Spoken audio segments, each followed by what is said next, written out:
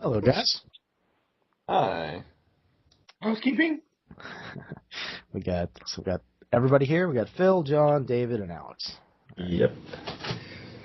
That's right. The Macho Man's ready to role play. Oh yeah. Snap into a bone chip. Oh boy. All right. So today we don't have Bro here, and Alakov is no longer with the campaign. So just a little update there. And today is David's last session. So it's... Boo. Yeah, you beat me to it, right? You have any? We'll do final words later. Okay. Okay. Don't make it sound like it's a funeral, man. Jeez. Yeah. So what do you put on your grave, right? unless you know something I don't know, you know. Pawn is standing outside of your room right now. Just. So David, I don't know if you saw the message, but think up a one-way distress message to send to the Ageless, since you and Captain Ying are going to be captured by the She. Okay. So think up something like that. I'll give you some time here. We'll go back to the other guys. Okay. Is there anything anybody wants to say before we start, too? I guess that's a good way to start. Pre-game chatter? I don't think so. I like coffee ice cream. Okay. All right, jump into that then. So, the Ageless. The last thing we talked about was the departure, pretty much, and they did today. And then there was... Uh-oh, I'm not hearing anything. It was really loud all of a sudden for some reason. Okay, there you go. That's better. The last thing, you guys had rested, and you were awoken towards the morning, I guess, of a standard Earth day. And Pawn had informed you that there is a Hellcat fighter with weapons locked right in front of your ship. And that was the last thing, I believe, that we ended with. So it is the Ageless. You are literally still in your beds. Pawn has woken you up with a message on the intercom system. Longbeard jumps up and, puts on his pants and then just heads out and starts running towards the bridge. And he's like, Longbeard upon, can you start powering up the ship? Yes, Captain. I have already began doing so. Did they send any message or anything? The only thing that was broadcasted was, I got your message. I am unsure as to what that means. Right. Pond, did you wake up the other crew? I have sent them messages. I am not sure as to whether they are awake or not. Crew, have you woken up yet?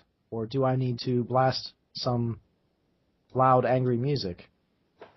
Bryce has already sprung open the Faraday cage and rolled out of bed and has just started accessing the sensors from basically the ground, while waking up, and says, affirmative, I'm awake, Pawn. And he's just trying to get as much info as he can, as to what's going on. Theo is still fast asleep in his bed. I would assume that upon hearing this, he would take the pillow and just shove it over his head real quick. You hear from Theo's quarters across the ship, loud bass, a drum beat that repeats like 36 times at a 4 meter.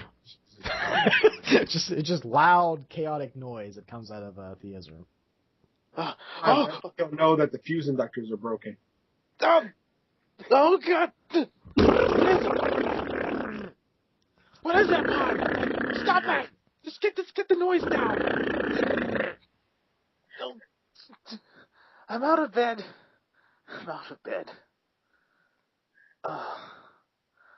Oh, my head. What is it, Pond? What is it? There is a ship that has locked its weapons on us and has broadcasted the message that said, I have got your message, and it's being very vague. I can repeat it if you want. The message? Yes? Was there more to it, or just that? No, that was it. Oh, what type of vessel is it, Pawn? It's a Hellcat fighter. Oh. Okay, I'm just gonna head down to the communications room. Longveer.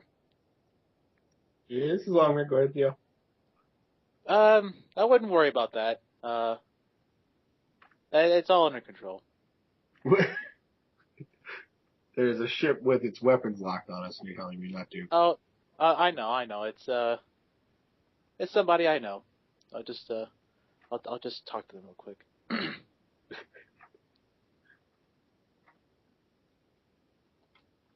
Theo will then get onto the communications array and start dialing in.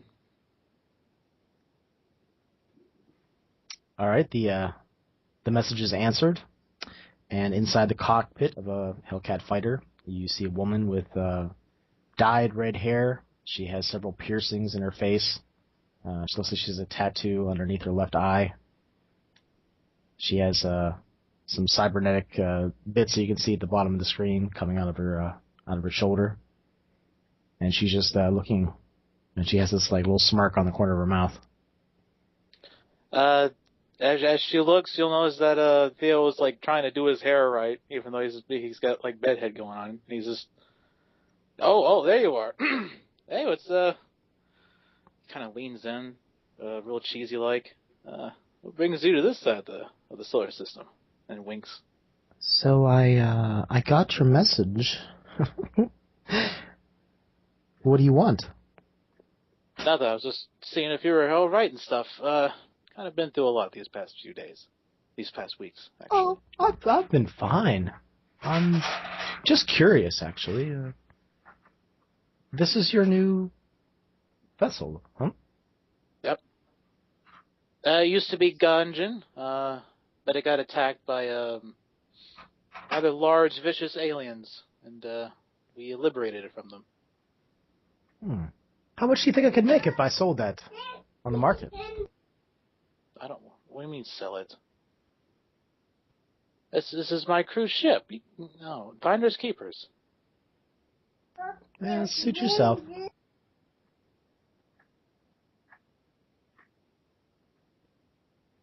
You know, you really ought to not approach with your weapons out like that. Well, I'm not really sure what my intentions are yet. I figured I should talk to you first. What do you mean your intentions? It's we ain't posing no threat. Well, we did sort of last, how should I say this? The last time we talked wasn't all that great. I had nothing to do with that. I told you. She walked up to me and she was clearly drunk. I was being a gentleman and being very polite. That's all I was doing. Captain, the weapons on the ship have increased in intensity. Whoa, now. Let's be civil about this. There's no reason to fire upon another vessel here. Let's be adults about this. So you didn't call me all the way out here to just gloat and rub your indiscretions in my face, have you? No. So why did you? You sent a message, and I'm here. It's your turn to speak. I missed you. Go on. And I was wondering, and he'll begin rubbing the back of his head, if you wanted to get back together again. Did you buy me anything?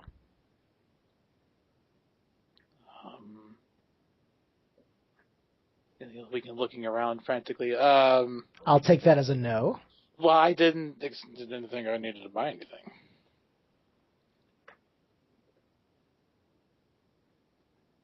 She just sort of like taps her finger on the steering column.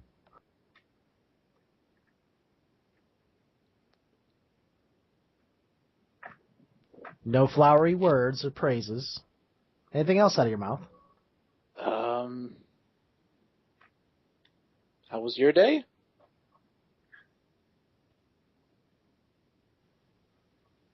She just sort of looks and sort of like rolls her eyes a little bit. How about we talk about this on the ship? Huh? How about with that? I'll give you a whole tour of our new vessel here, and I'll show you all of its inner workings. How about that? Oh, so you want to have a private discussion? That's a little bit more romantic. I'll give you some time to set up some candles or something. Okay. Of a very shocked look on his face. How much time should I give you? Oh, probably about 20 minutes. About 20 minutes? Okay. I'll disarm my weapons for now.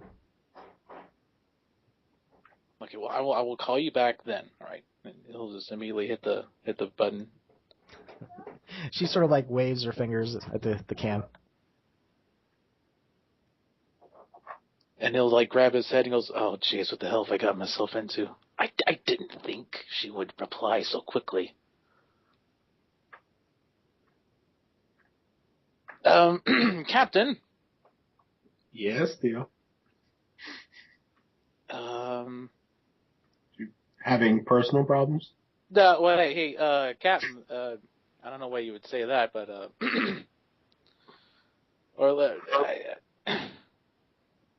I think it would be. Can I have a company on the ship? Can you what? Have some company on the ship. I got someone that I wanted. That I sort of invited on here. Yeah, I don't see any problem with that as long as she's not going to shoot us. No. She won't. She'll behave herself. And then, yeah, absolutely. I kind of want to meet this person that has you so flustered. All right then. Would you care to divulge name and alias, Theo?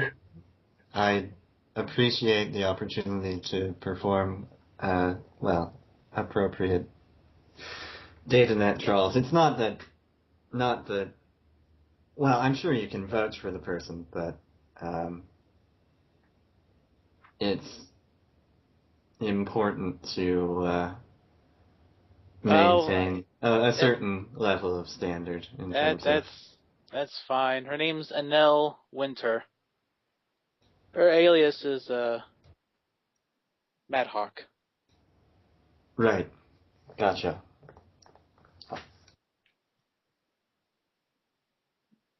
Theo, that's an impressive record.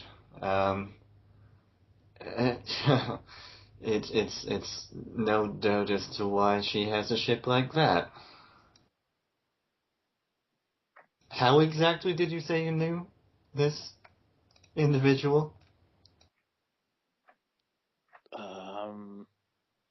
Sort of went out with her for a while. So you're on good terms. We don't have to worry about, well, this. Well, I'm trying to work my magic again.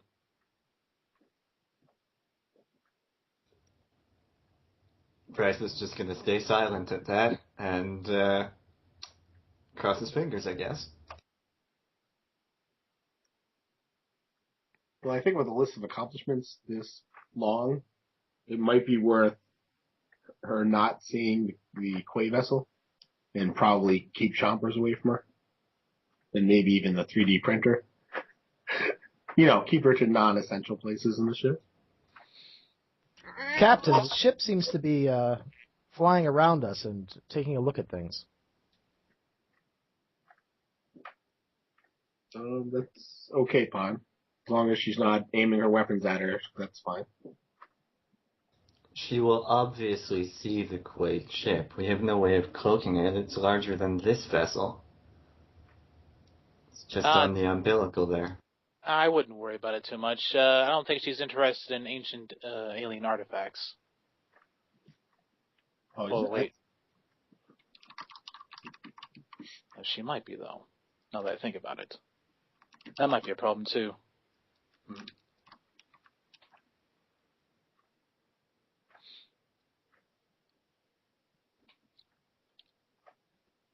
Theo will then head down and just begin replicating candles in the table and stuff.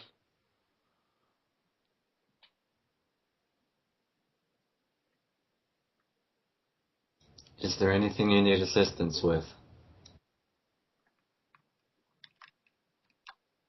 No, I can't think of anything. Though my mind's a bit abuzz at the moment with all kinds of thoughts right now, and I'm having trouble thinking straight.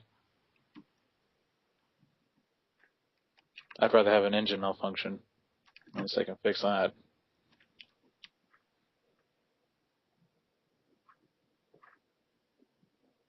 Yes, the Hellcat fighter will continue to sort of orbit around your vessel, sort of checking things out. You kind of get like a feeling like it's a predator checking out a prey situation. Just the angles and just the way she flies. She seems deadly. Unlike the fly casual sort of thing, she has like the fly to kill sort of style to her. Like you notice that wherever she stops it's a position that your cannons can't really get to.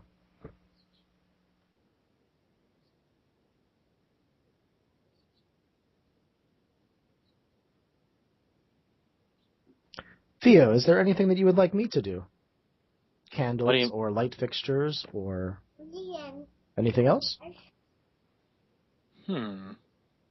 I really can't think of anything for you, Pawn. I think I would like to meet her to make sure she's an appropriate mate for you. What? Pawn, you need to stop this whole mothering thing. It really is quite creepy of you. Well, I care about you, Theo. I don't want you hooking up with some... What's the word? Skank? Don't ever use that word if you want to remain intact and you want me not to die, all right? I'm begging you. Don't use that word. In fact, don't use any of those provocative language bits against her. Because I don't want to die. I will not reference the slang part of my dictionary again. Sorry, Theo. Ooh, I'm glad we got that out of the way. Is young lady appropriate? Yeah, that'll do.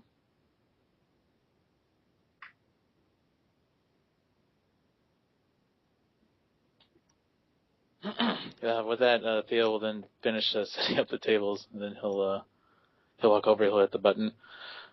Yeah, I got everything ready. Go ahead and approach on the dock. You have quite an interesting vessel attached there. Is that some strange prototype of the Earthers? No, it's an alien vessel. Really? Perhaps you can show me around there. We can take a little walk. You can hold my hand. Why would you want to walk inside that? It's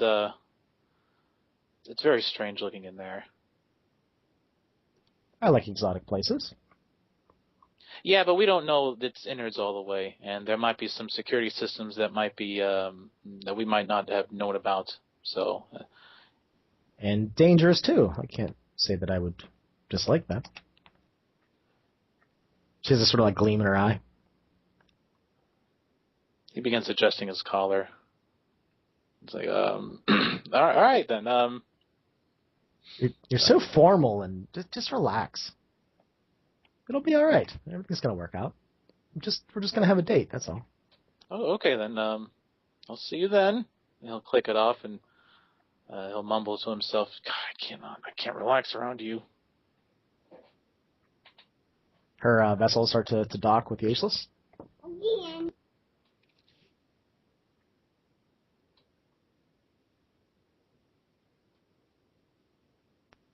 Does anybody meet her when she walks onto the ship, or is it just going to be Theo? Does she pull up to the docking umbilical or to the docking bay itself? Probably just the docking bay, I would think. All right. Well, I'm on the bridge, so I'll open the docking bay. Theo, your guest is entering the docking bay now, if you want to meet her. On my way.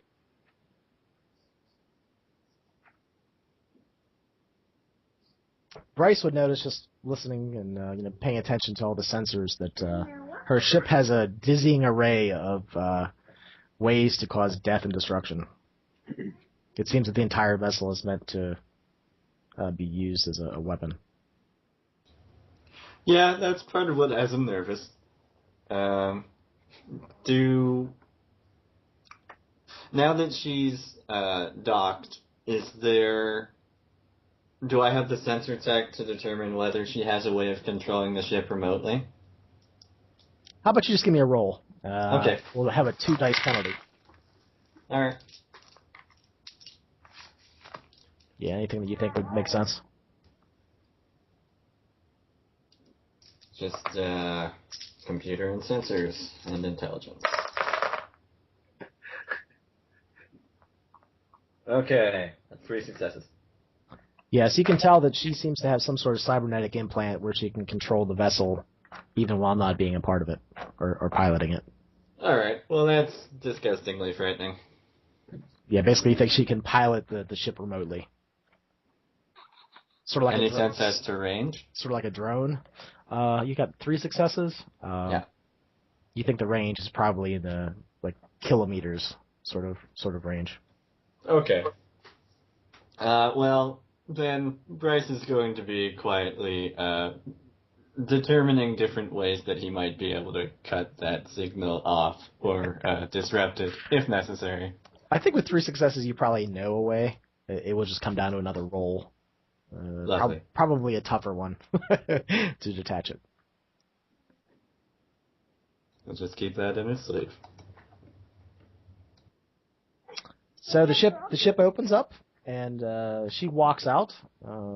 She doesn't have a lot of cybernetic implants, but it seems that the ones she has are more aesthetically designed to be not as easily seen. It seems like they can be hidden under clothes. She has long sleeves, and you think that perhaps her arms have something going on there. But she sort of walks with this. It's the same way she flies. She seems like she never relaxes. She's walking on the balls of her feet. She seems tense, and you see that she's looking around. And she notices Theo, and she'll nod. And then she'll run up and give him a big hug. That was unexpected of you. And then she'll lift you up and sort of swing you around once or twice. Okay. I see you got some new strength implants.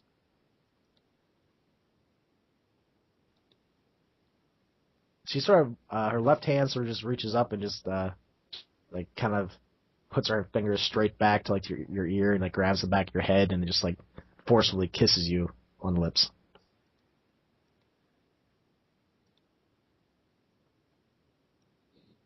Theo's really speechless at this point. He's thinking, the memories of the old times that they were together is now rushing back to him, and he's gonna be really speechless about it, and he'll be like, well, and he's gonna get relaxed at this point. Well then, let me show you around, little lady. She'll hold your hand and she'll just sort of she just has this little smirk on her face. She's not really saying much. She's just looking around, paying attention to things. Nice vessel you got here. You'll have to mind some of the bloodstains. I wasn't able to really clean much of this ship up yet. Seems like it has some wear and tear, but she seems very interesting. How large of your crew do you have? We were a crew of 5. Well, 6. But now we're down to just the 4 of us. Just 4 for this entire vessel? Yeah. Well, just 4 hands to defend this entire place from 4.5 would be pirates. A half? Yeah. You don't have a child, do you? No. We we have one of the aliens, the one when they're young. You have an alien here? Well, yeah. What do you mean you have an alien here? One of the aliens that attacked this vessel. What, do you have in some cage and No. It's are you torturing it for information? No. He's a part of the crew. Well, sort of. We're trying to teach him how to speak English. Or her, or it. Theo, I think you've gone soft in your time away from me.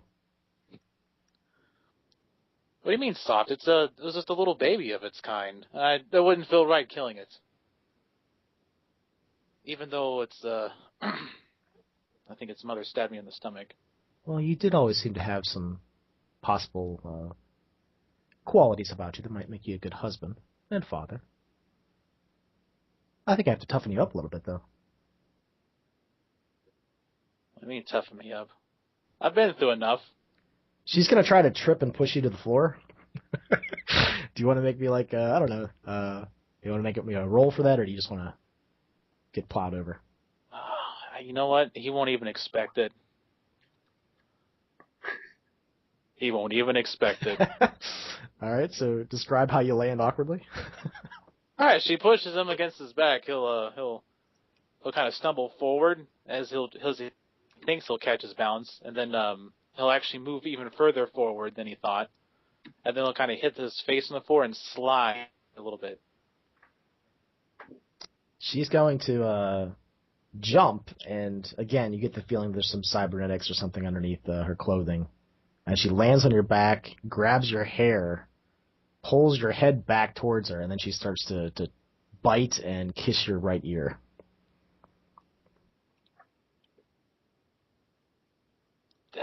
Theo's just gonna look back at her and go, no, not here. Come on now, it's we're not even in a room yet. I'm not getting off of you until you make me get off of you. Oh, you minx, you. And then she reaches down and touches some stuff. Oh boy.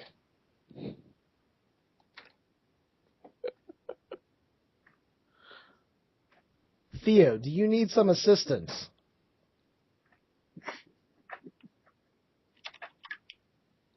Pawn? You'll hear her feet marching down the hallway, but her voice is coming over the speakers. Theo, no, are you all right?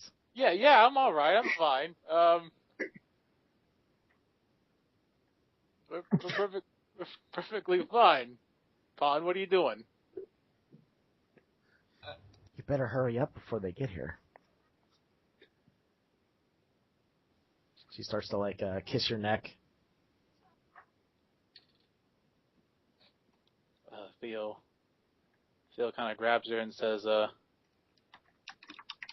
I may not be faster than a Gravity 5 engine, but I'll see what magic I can do.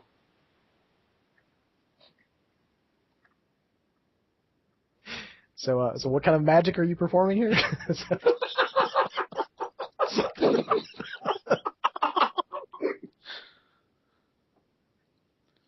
This is really awkward to have to watch to the cameras. We all have popcorn. We're just watching. Somebody's got to do it, though. For the safety of the crew. It's true.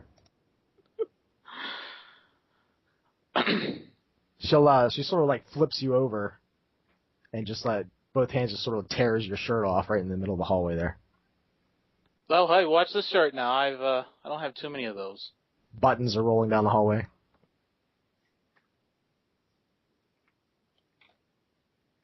Theo, in turn, does the same thing to her. And with the footfalls of Mother Pawn, you have probably about 3 to 5 minutes before she gets there. So why don't you just narrate it? That's probably best. Oh boy. Or fade to black, whatever you want to do. We'll just fade to black on that one.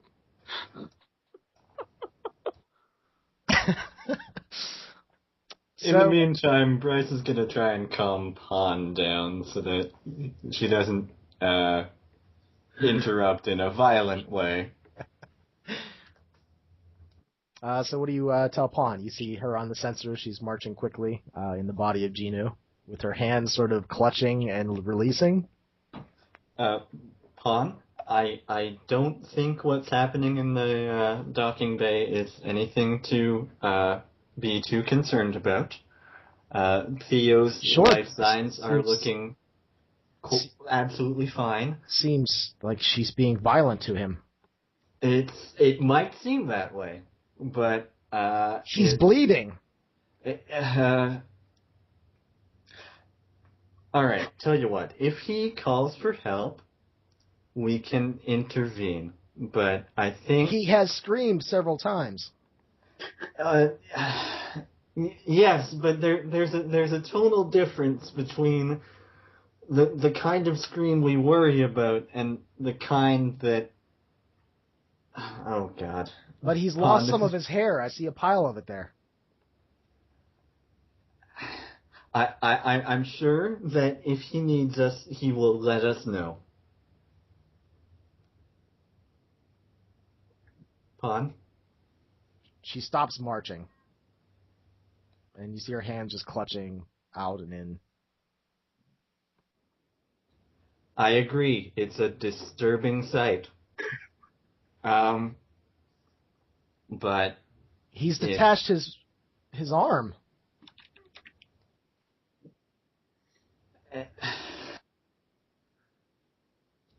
Maybe it's for comfort. I don't think we should be monitoring this situation with the closeness that we are. That position does not look good for his spine at all. Would you like to help cover some of our more sensitive equipment in the med labs with tarps? You actually hear Pawn mimicking a breath, which is kind of strange. And then you see that she marches off towards the med bay. I'm sorry, Pawn. I really think it's for the best that we find diversions. Yes, Bryce, I'm sure that you know best.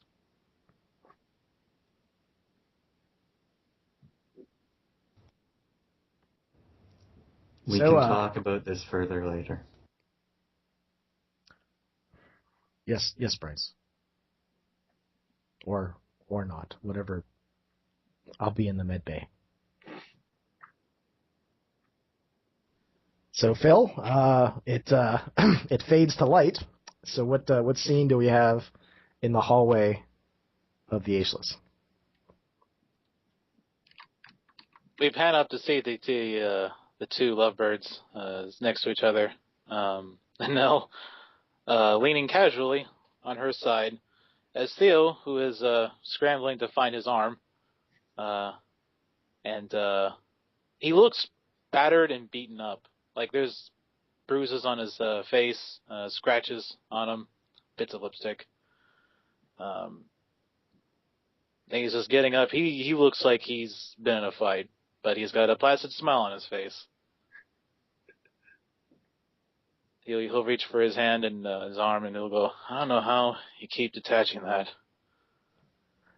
I built this. Well, you know, in the throes of passion, how things get. No, I don't think you understand. I built this thing not to come off. Well, sorry. I think you ripped a servo in there. Look at the pinky, and it just starts switching on its own. I'll have to fix that later.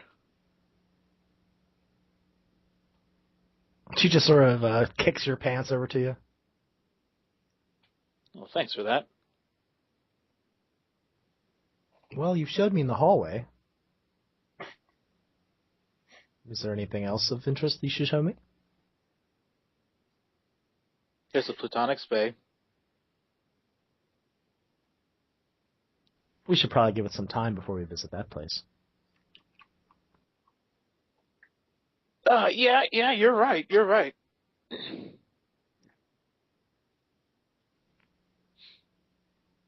She'll sort of collect her things and She gets dressed, but she's dressed in a way that is more casual and carefree than you might expect her to dress. You know, she hasn't buttoned up all the buttons, she hasn't strapped all the straps, etc.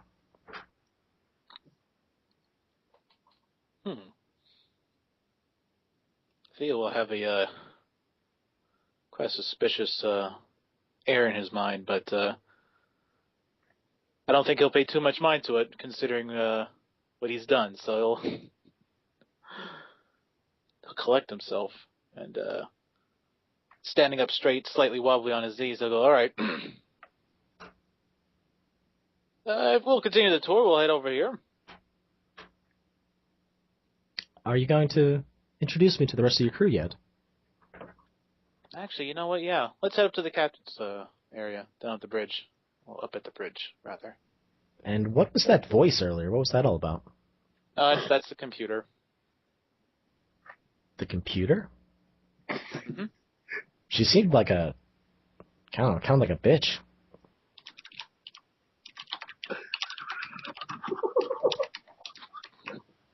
Well, no. She's not.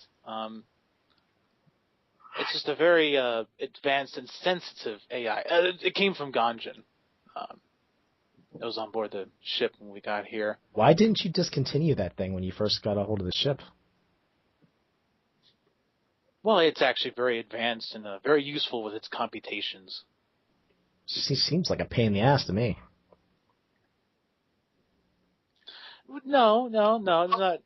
I mean, it's protective of us and the crew. Yeah. Suit yourself. You know what I would do to her.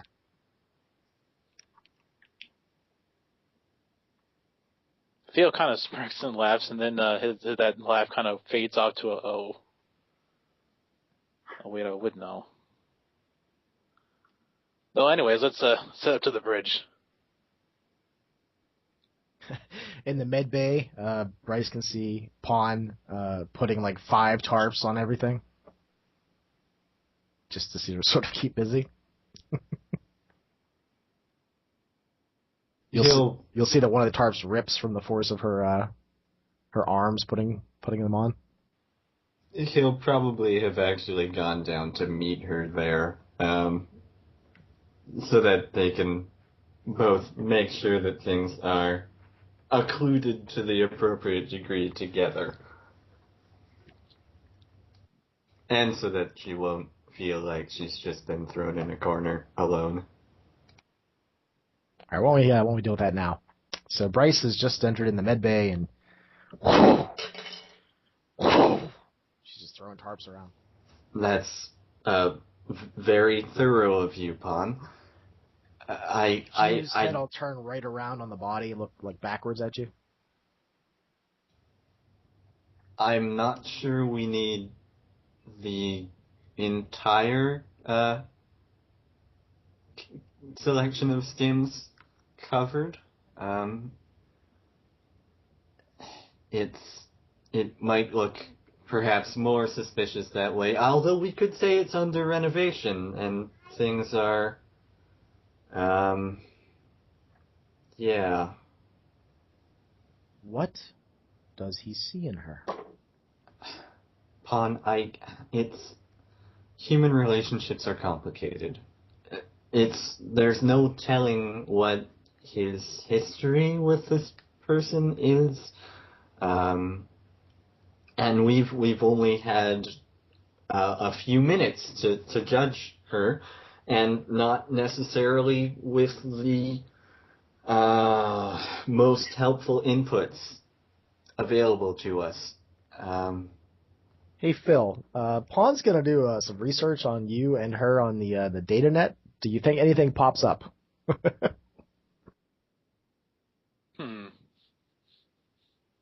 You know what? If she does, yeah, she'll find some stuff. Yeah, like what do you think she finds? Basically, I'm asking you to fill in the blanks. Oh, okay. Oh, jeez. Probably be some. There'll be a lot of warrants per se, in the form of bar brawls and various tricky mercenary encounters,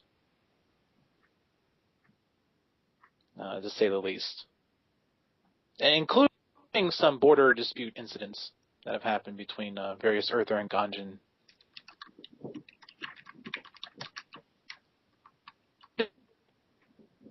She's so dangerous.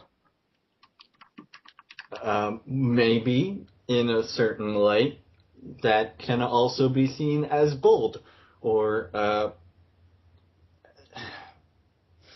competent. It's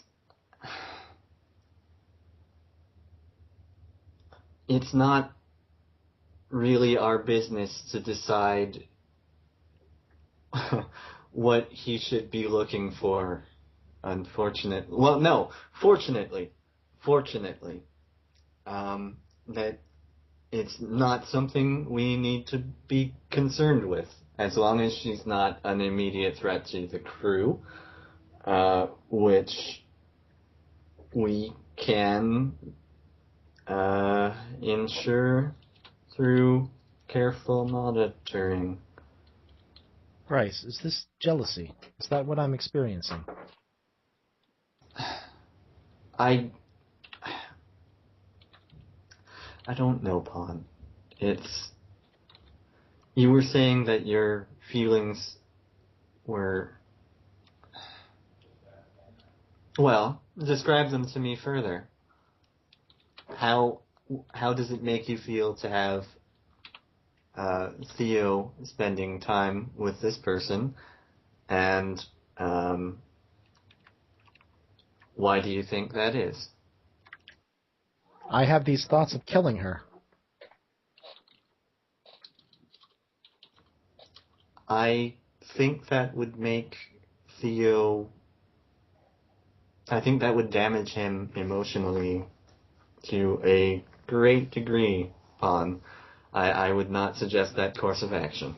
I'm not going to follow that course of action, but that is what I feel. I want to smash her pretty face with my fist. What if she makes Theo happy? I think that makes me want to do it even more. Jealousy might be the word, Pawn. I think it would be best if I don't interact with the crew for a while. Bryce, would you mind taking up my duties? That would be absolutely fine, but know that you can contact me through the system whenever you have a question or just want to talk. I am going to clean out some clogged subroutines and perhaps redirect some circuits.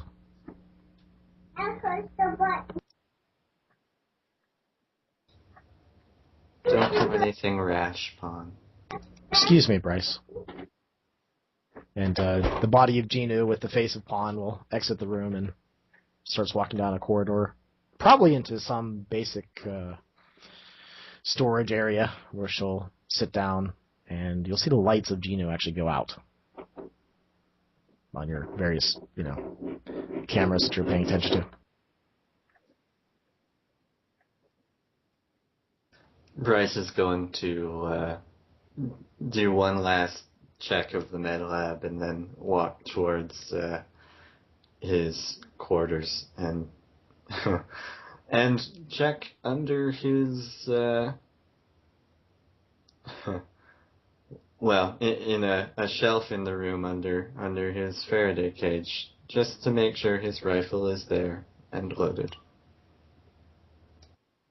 So it seems that the newfound reattached couple has now moved up to the cockpit. Before they reach, Longbeard will contact Bryce. Longbeard to Bryce? Yes, Long. Is everything okay with Pawn? She hasn't been responding to me. She's taking some downtime to clean out some subroutines, or at least that's what she's told me.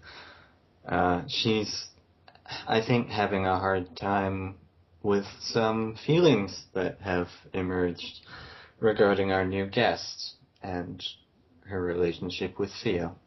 Okay. I've reiterated that I will make myself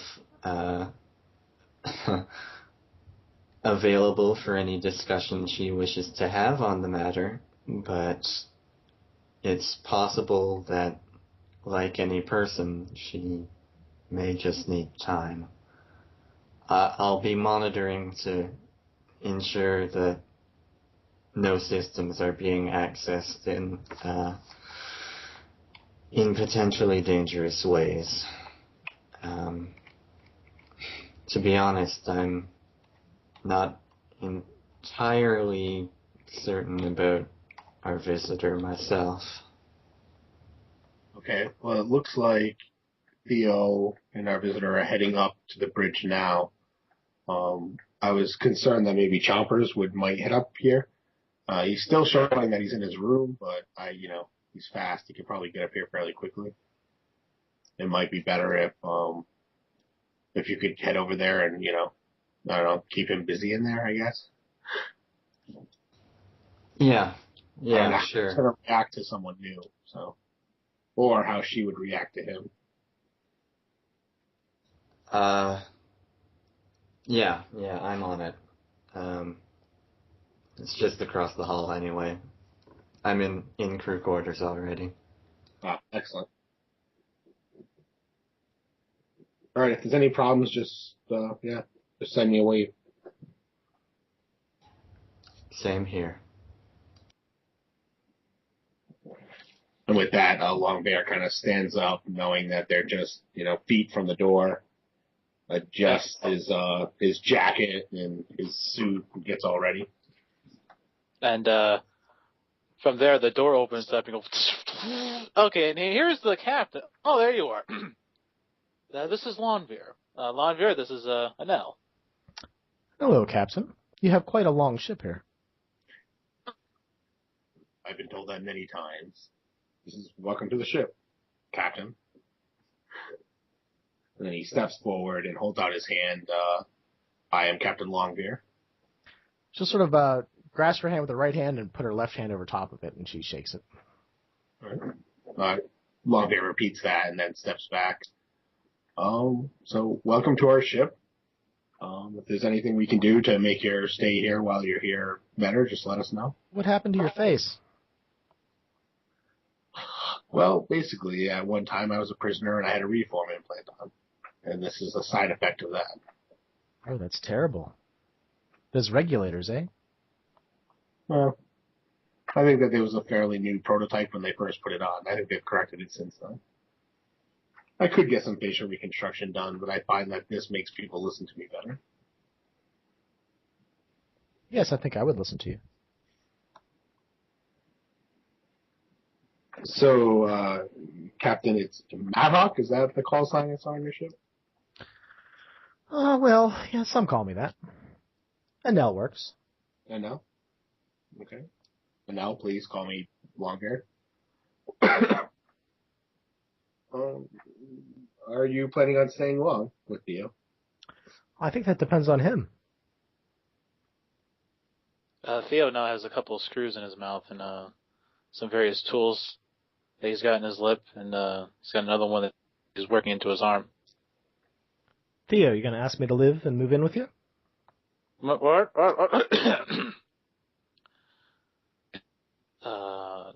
I don't think he would ever do that. I mean, given your work and all. She just sort of looks at you and doesn't say anything. So, work? What do you actually do now? I've heard a lot of rumors of what the Hellcats do. She ignores the captain and she puts her hands on her hips.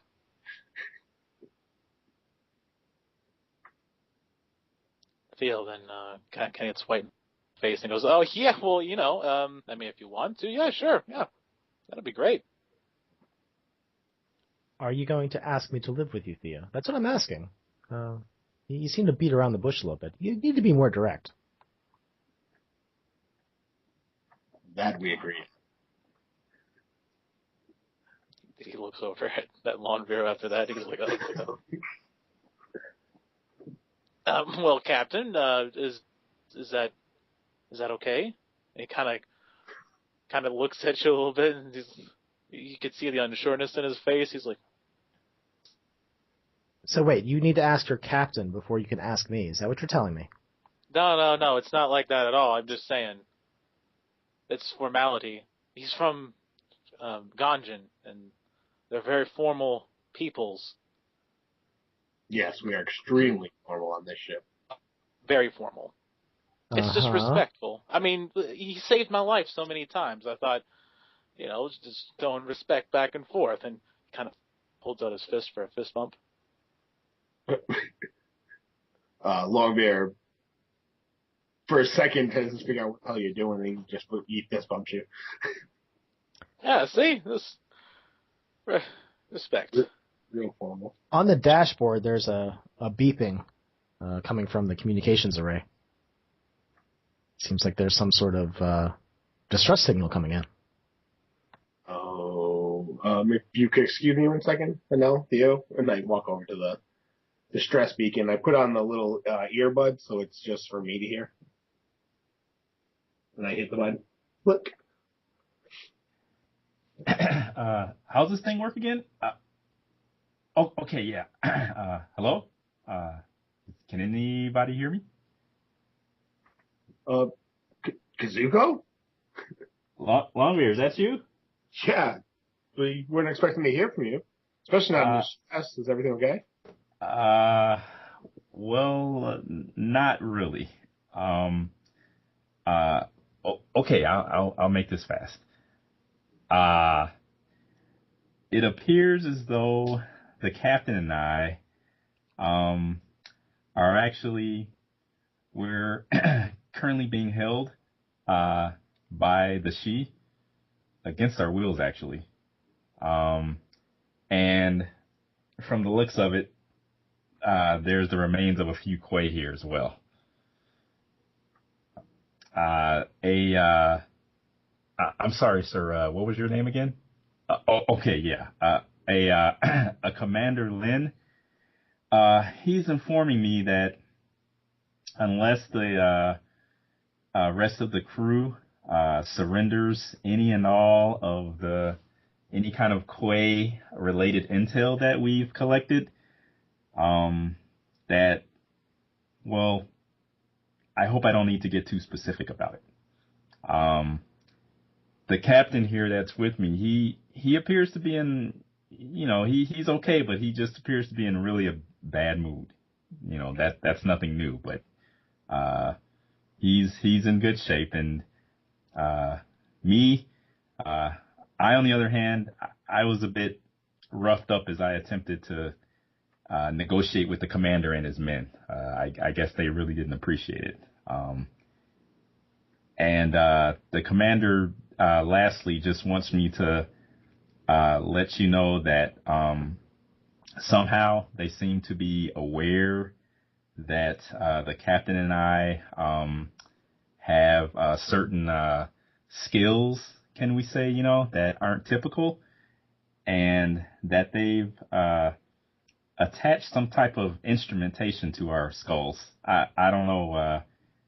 I've never heard of anything like this before, but the commander says that it's some kind of form of something called a regulator. That's not good. Are you harmed? Are they actually hurting you? We're not being tortured as we speak, but we are being held by the Shin, and they appear to mean business. Do you have coordinates? I think that and it clicks. Connection's gone. God damn it. Longbeard or Bryce? Yes. Would you like me to try and triangulate that? Please. I'm on it. With that, Theo takes the little earbud thing out and he turns to Theo. Theo, we need to start up the engines. Annelle, if you're willing to stay with us, we have someplace to go really quickly. So you can either stay with us or you can leave or depart right now. I'll stay with you if this one over here asks me politely. And she sort of Okay, like pushes Thea's shoulder. Theo will actually will grab her close and say, "Will you stay?" I will. And she'll sort of just reach in and just give you a quick hug. With that, and the big smile on his face will rush down. Bryce pulls up, a map of a quadrant on screen, and says to Long, "This is as close as I can get in terms of approximation. They seem to be moving, and not. There may have been a change of direction at some point. It's making it somewhat difficult to tell exactly where they're going to be. This is the best prediction I have, though." All right, I'll take your best over a guess any day. So is there a location that you think you've triangulated the position to, Bryce? I mean, you can just think about the solar system, really. Well, it seems to be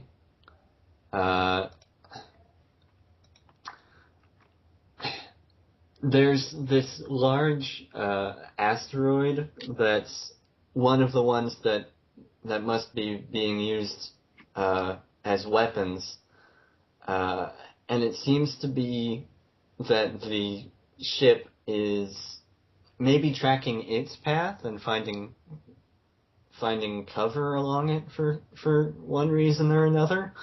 It is headed towards Ganjan, though. It's maybe 2 hours out. All right. Well, I'm sure once we get closer, we'll be able to triangle it, or at least pick up their trail.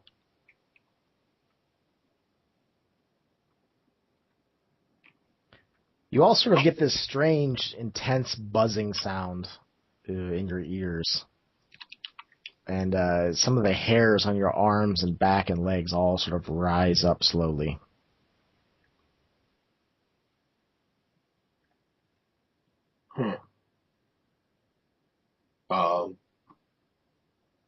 Longgear, ignoring that as it's almost a side effect of his own powers, he begins calling out to Pawn. Pawn, are you there? I need you. Nothing but silence answers. I can try to access her again, well, more directly, but again, she's taking time to think things through, Long. Is it anything I can help with? No, it was just, we could use her for her navigation skills and stuff. But if she needs her time, she can take the time. That's not a problem. I can handle it from here from now. An image of Kazuko appears to materialize in the cockpit. He seems to be made up of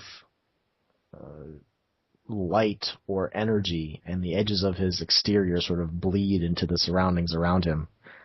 It's almost like a fuzzy Kazuko made out of light, if that is a good way to describe it. Yes. David, feel free to roleplay any way you want to, but your body is not in your control. Okay. Oh, so he's full size? What's that?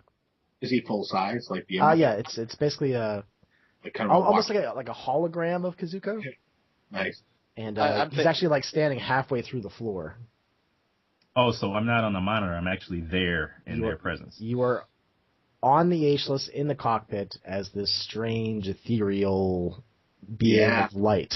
You're a blue glowy, buddy. Yeah. Your hands sort of reach out, Kazuko, and sink into the dashboard of the cockpit.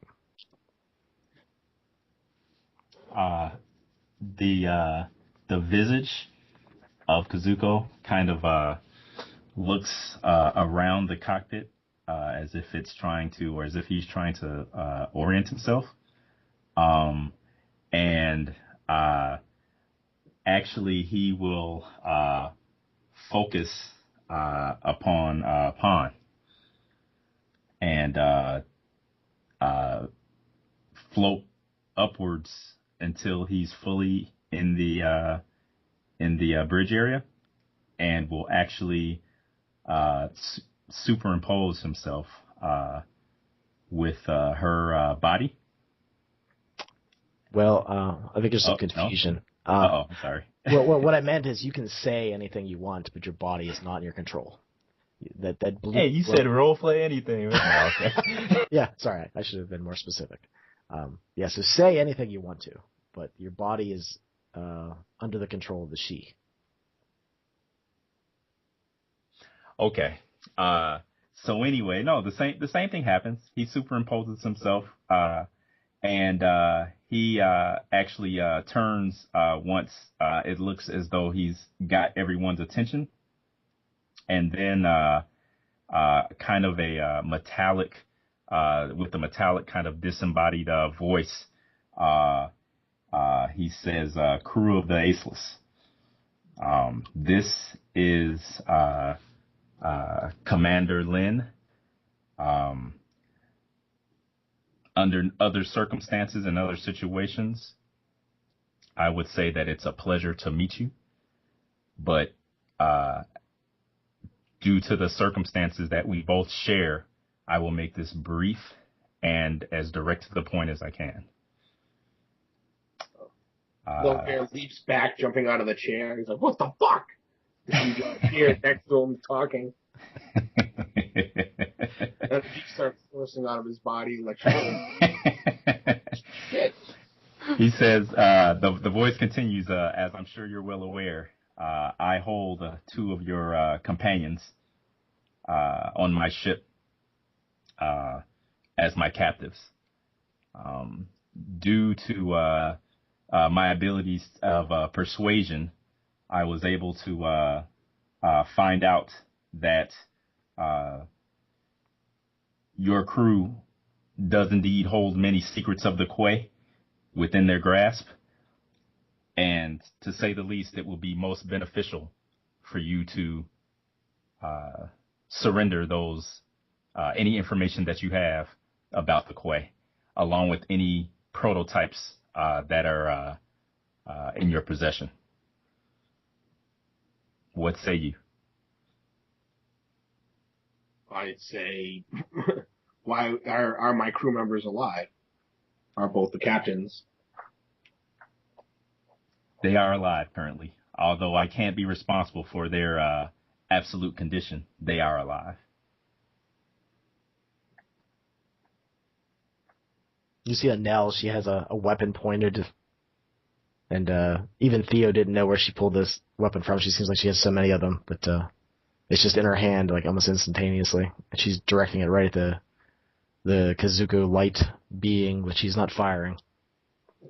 If we transfer the information that you want to them, you will give us the captain and Kazuko back? It's not just information that I want transferred. According to the one you call Kazuko, there's also certain items that are in your possession that I think my superiors would find much use for.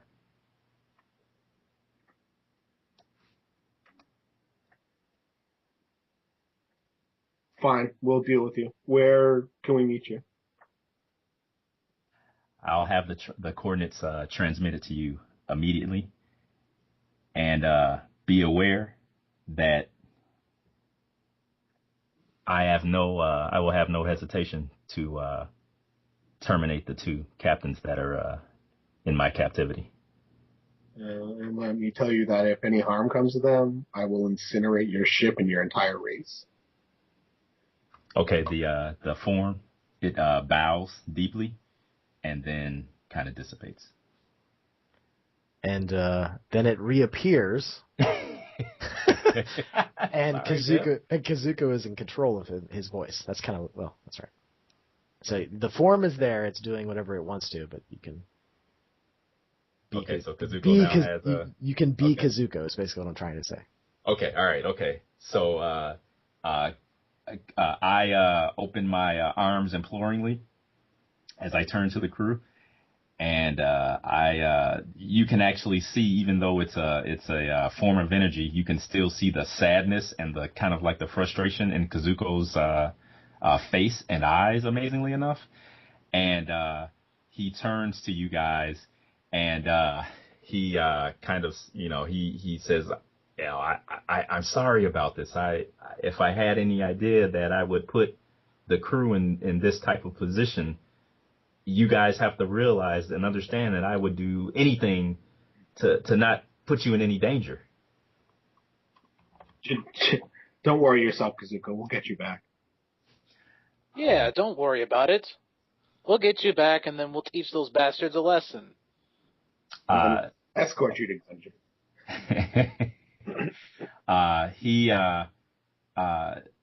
Kazuko kind of looks at you guys, and he grasps his hands together, and he says, I can tell that this commander is definitely a man that is used to having his orders obeyed. And I tried really hard, guys. I tried talking to him because I just knew that I would be able to get through to him and I knew that there was some humanity in him, but I'm afraid that I failed. I couldn't get him to understand our situation and to understand that we really mean no harm. For some reason, the Shin are under the idea that there's some other motives that we have here, that we're hiding something, and they're under the impression that of course, it's some type of maybe weapon of something. And I just want you guys to know once again that I held out as long as I could. We're sure you did, Kazuko. It was never a doubt in our mind. And anyone can, this could happen to anyone. It would have happened to any of us. It's not a unique situation. The form kind of wavers a little bit, and he kind of looks down towards the floor, and he says, I'll do everything I can to try to keep the captain and I alive and well until this is over with. And he kind of looks up, and his voice gets softer, and he says, but I wouldn't count on the commander being a man of his word. I actually think that his mission is to kill us all. The body of Kazuko will pull its hands out of the dashboard. Its feet will come up to floor height, and then it starts walking in a direction towards the engine room.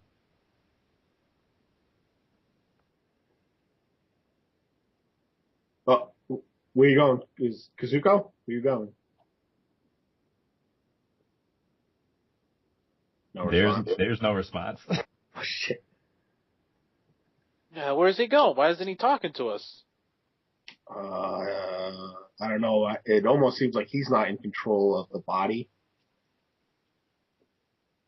I'm hoping that this isn't like some sort of two-way. Kazuko, can you see us? I'm guessing as he goes through the door. He seems to be walking with intent, not just kind of wandering around. But he is he is definitely going making a beeline towards the engine room. Shit. Theo, can you follow him? You were going to go to the engine room anyways, right, to boost the fusion reactors? Don't worry, I'm already on it. Annelle, I hate to kind of adopt you, but would you mind escorting Theo and keeping him safe?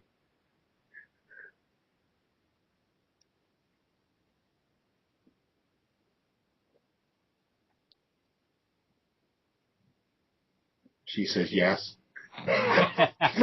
Follows Theo. There you go. Right behind Theo.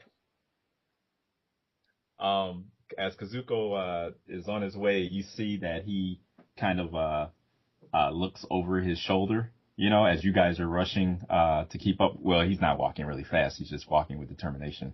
But as you guys kind of, behind him briefly, and he says once again, take nothing for granted. These Shin, as you know, they're deadly.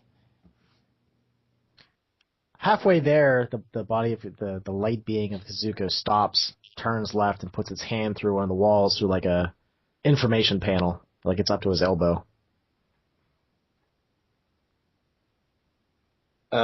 Just out of curiosity, can Bryce sense thought from this this sort of astral form of Kazuko, if that's what it is? What do you think? I think it's likely, if this is some sort of remote Kism technology to access areas. Let's say that this seems familiar. This feels like this is Kazuko. Okay.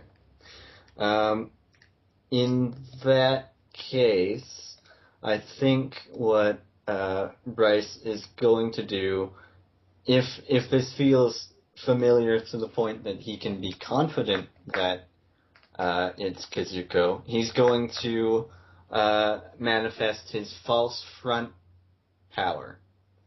Basically, he's so nervous about the idea of an outside source getting ship information that he kind of reflexively goes back to all those times he's had to conceal data from intruders on missions with the cartel and whatnot, and he's just kind of parsing that knowledge with his access that he's recently discovered to people and minds. And what he's going to be doing is basically deleting any information about prototype technology, or screening out, I should say, any information about prototype technology or the Quay, and he's going to, if they attempt to access coordinate type information, he's going to have the false front also show that they're somewhere near Saturn. So basically you're setting up the Bryce firewall to try to prevent the Shi access to the information. I gotcha. Sort of, except it's going directly to this perception device they have of thought. Okay, that's cool. Yeah, so even though they might be looking at the right information, it's going to appear like different information to them. Yeah. That's cool. So I guess you guys see panels and different things lighting up, and obvious telltale signs that the data is trying to be or is being accessed.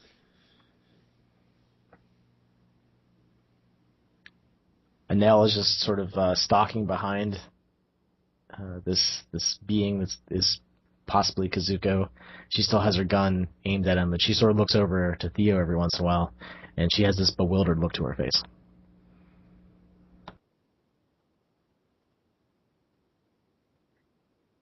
Kazuko. Jeez, I don't even know what to say, man. Are you holding up well? He turns and there's a look of frustration on his face, and he says, "They want the data. They want everything that's in the ship. You guys can't let them have it." Don't worry, we won't let them have anything.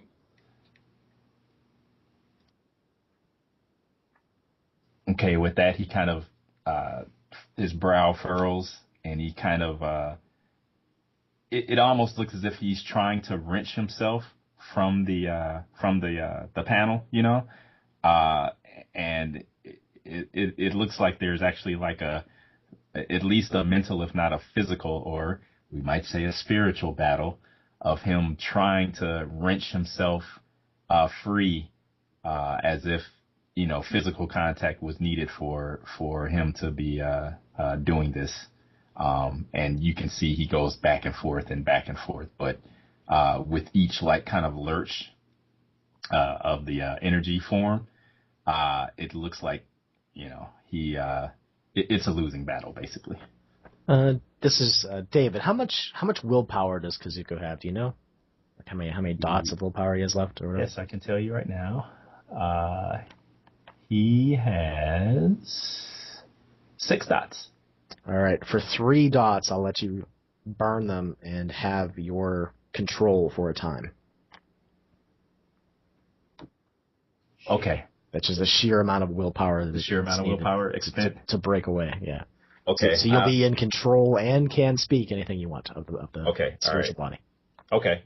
So with another kind of lurch, Kazuko breaks free of the panel, and you see that the energy form kind of flickers and wavers, and he's actually he falls to his hands and knees actually, and as he does so with a lot of like strain and just pain in his voice, he calls out, "Bryce." Yes, Kazuko. The firewalls. Are they up? One is up in your very mind. Don't fear. It hurts. It hurts so much. Bryce is just at a total loss for words and really can't continue saying don't fear because it's scary shit. Kazuko? He looks up. Do you have any orders for us? Well, you have this time to communicate them that should be screened against your captors. Is there anything you want us to do? I've tried to spread knowledge and peace and humanity and ways of the heart as much as I could. But you guys, you have to promise me, if it's necessary, if you feel in your hearts that it's necessary, blow these she to hell! And his form flickers again and kind of like, almost like, kind of like it's a visual overload, so to speak. And his form actually just kind of turns into like just like a jagged blob of like raw energy for a moment. And then you actually see that it coalesces and kind of that begins to focus again. And you see once again the figure, you know, of Kazuko, and the figure gets to its feet again and walks over to the panel and prepares to access the panel again and to begin accessing the data. And Bryce continues spoofing it, well, trying to sort of choke back emotion. Theo, at this time, he'll kind of be reaching out after seeing such a display. And Kazuko? Kazuko's head slowly turns and looks at Theo, and he kind of, it looks like he almost like gives you a subtle nod almost, and there appears to be I don't know if you guys would notice it, but Bryce would probably notice it. There appears to be a on the panel itself a slight acknowledgement that kind of blips up and then disappears quickly.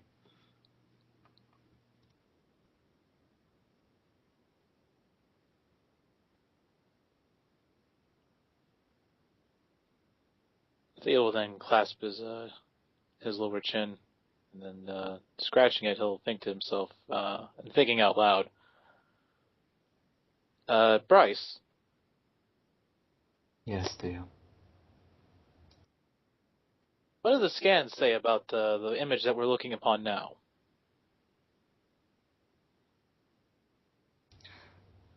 That's a very good question. Do we pick up anything on sensors? What do you think sensors say? I'll let you narrate this again. Sensors are just detecting some sort of very weak electromagnetic disturbance, sort of combined with a quantum effect of unknown origin.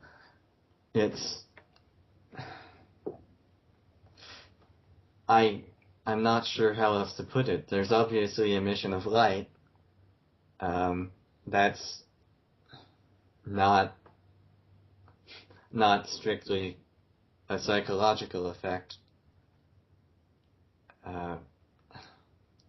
It's just an energy presence. Well, with the presence of such electromagnetivity and allowing this image to be produced here, we should be able to cut it off. Now, I cannot compensate for the quantum disturbances, but perhaps we can compensate for the electromagnetic variety and disrupt this image permanently.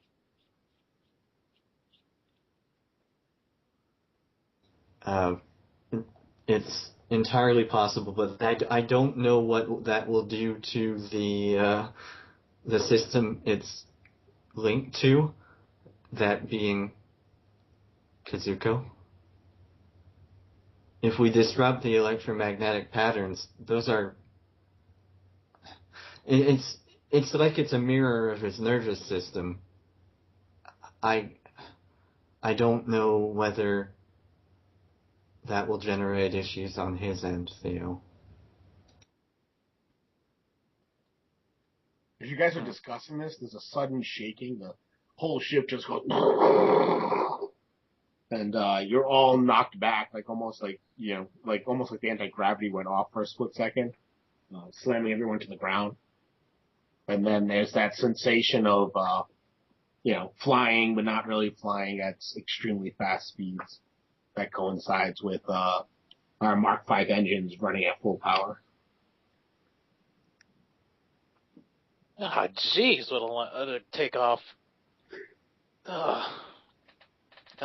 You alright, Annelle? She just sort of, her left arm sort of wraps around your hips, and she just leans her head against your shoulder. I've never seen anything like that. What's wrong with them? What is that? Oh, that was one of our crewmates. That's Kazuko. He left a long time ago. I really don't know, and I can't explain why he's actually here.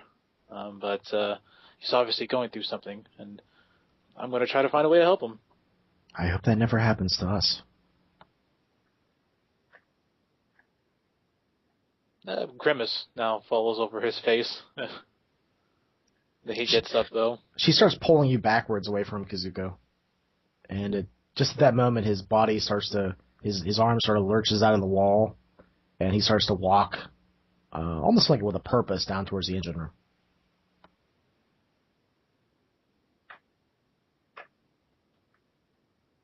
Oh, we have to follow him. We have to make sure. Longbeard to the crew? Yeah, this is Theo. Yes, Captain. Sorry about the jump like that. I did a straight from cold to fast start. I don't think there's any damages. I'm not showing any lights here, Theo, but if you can check the engine room just to make sure we didn't blow anything. Oh, God, jeez, a cold to fast start? Man. The bigger the ship, man, the worse it's going to get when you do that. Oh. I know, but I can't see Kazuko and the captain being prisoners. That's not going to happen. No, I understand perfectly. And Bryce, did anyone contact the doctor or choppers? As far as I know, the doctor is still in his quarters.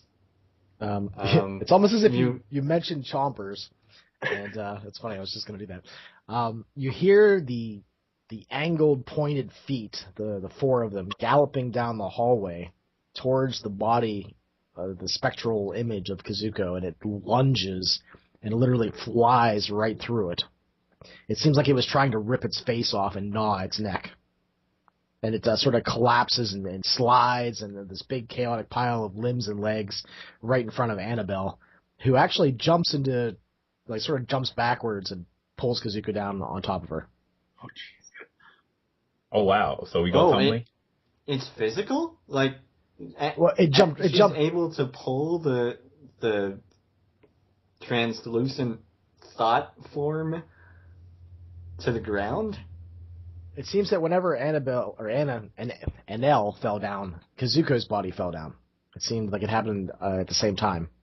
It seemed like by her lurching backwards, it had somehow pulled down Kazuko's body.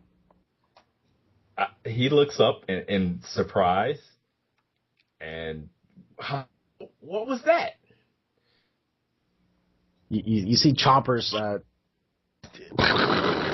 kind of like stand up on all four of its legs, and it's trying to stab the neck and face of Kazuko. And Kazuko's seeing all this. Like, you're literally seeing legs, fingers, and claws enter into your face and pull out, and there's nothing there. There's no blood, and there's no pain, but it's very, it's... I still react as if, as if the potential for doing damage is there, and you guys see Kazuko, he throws his arms up and kind of, how you, maybe if you see something coming, how you react to it to kind of stiffen your body or, prepare for the blow or whatever. That's what he does. No matter how many times Chompers, lunges at him. So Annelle is holding Theo, and like I said, she pulled him down, and the strange thing happened is that Kazuko's body at the same time got pulled down. That's just what happened. And she's sort of looking like over Theo's shoulder at the, what's happening. Don't worry, that's the alien I told you about. You can feel that she's literally like shaking. Oh boy. Just stay there. I got this.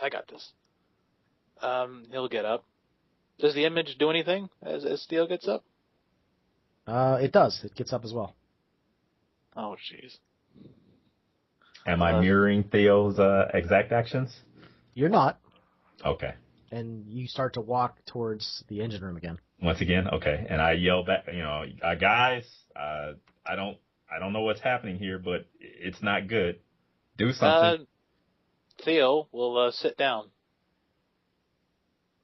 He keeps moving forward, but Annelle moves up and clutches onto Theo's back, and it's almost like Kazuko is held in place. You see his legs trying to move on the ground, and he's not moving. The woman, Theo, it's her. I don't even know how to draw a connection to that, but I'm willing to take that hypothesis. What do you mean it's me? I have no clue. We'll have to test this out. Keep that thing away from me. Don't worry. I won't let nothing happen to you. Don't leave me. And she just clutches and pulls you down, and you'll see Kazuko's body fall down to the ground in a similar gesture that Theo's does. No. It's all right. It's all right. I won't let nothing happen to you. Come on. It just feel like back in the old days. She stands up, and Kazuko's body stands up again. And his voice is taken over by the she. No.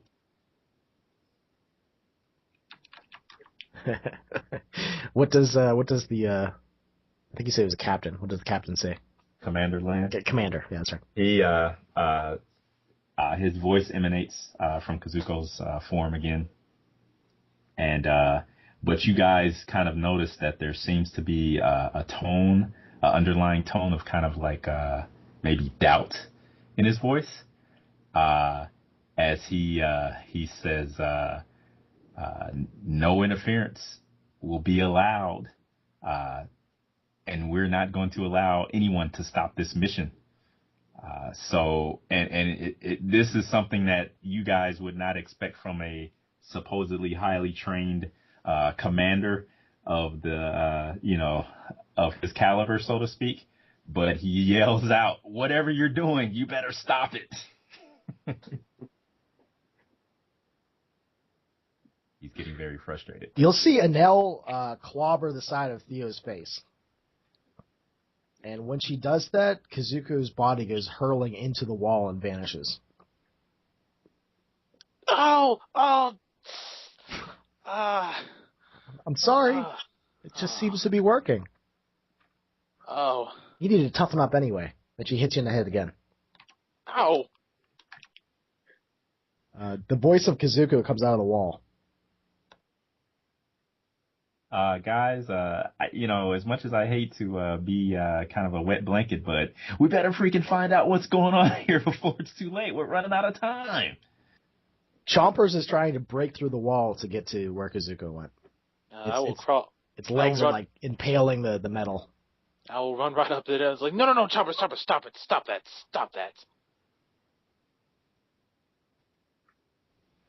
I'll grab my sword.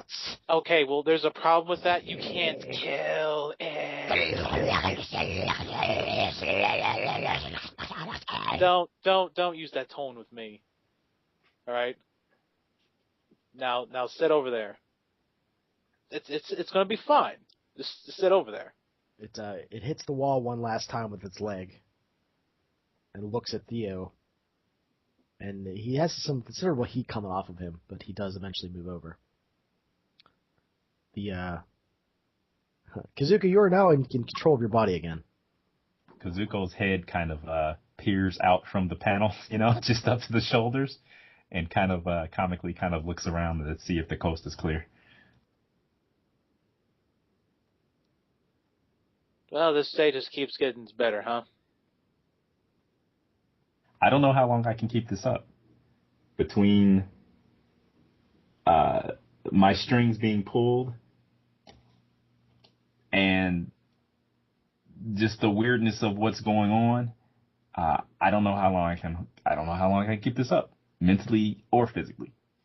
Bryce, can you do an analysis with the scanner sweep over top of all the bodies in this room? There has to be some sort of correlation here. There's definitely some relation to Annelle's movements and what's happening to Kazuko's image here. Bryce, when he's asking that, you see the body of Gino, controlled by Pawn, heading towards the med lab.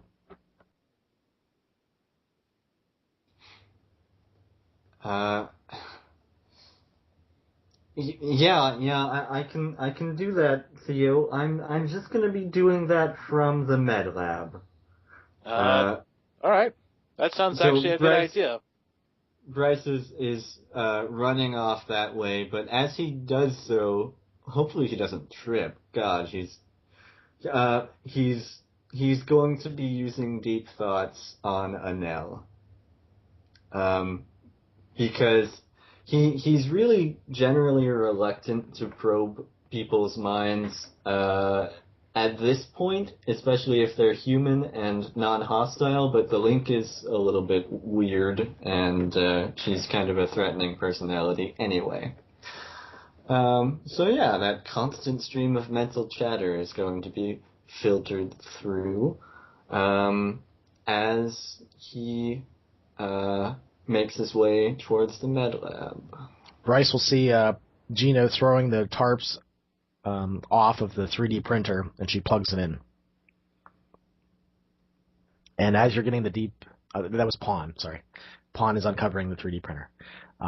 As you get the deep thoughts from Annelle, one is just overwhelmed with terrifying thoughts about Chompers stabbing her, ripping her, killing Theo. She has these thoughts that she does want to toughen up Theo, and maybe then he'll be suitable for her. Right now, he's a bit weak. He's cute and all, but he's kind of a pansy. That's got some of the thoughts that are going on in her head. Okay, but he can't find anything relating to this Lin character? Commander Lin, you're trying to get that information. You said Annelle, though, right? So that's all you get from focusing on Annelle. All right. I mean, Bryce is hesitant to scan someone who he recognizes as Kazuko because he values his privacy. He doesn't so much in Alice right now. Do it, man, do it. Well, I mean, if Kazuko were actually to say that, he might, but he's not going to. He's going to run and see what's happening with Pawn. All right. Well, okay. So you're running. What's going on with Kazuko and Annelle and Theo and Longbear? Kazuko turns towards Longbear and he goes, "Don't just stand there!" And he waves his arms around really crazy. He says, "Come up with something." Yeah, the problem is Longbear's on the bridge. I thought he was here. Okay. No, I have to keep the ship moving. So. Oh, that's right. You're messing with. Yeah, okay. yeah. You guys are down, I guess, so, in the mid level. So it looks like Theo's my target then.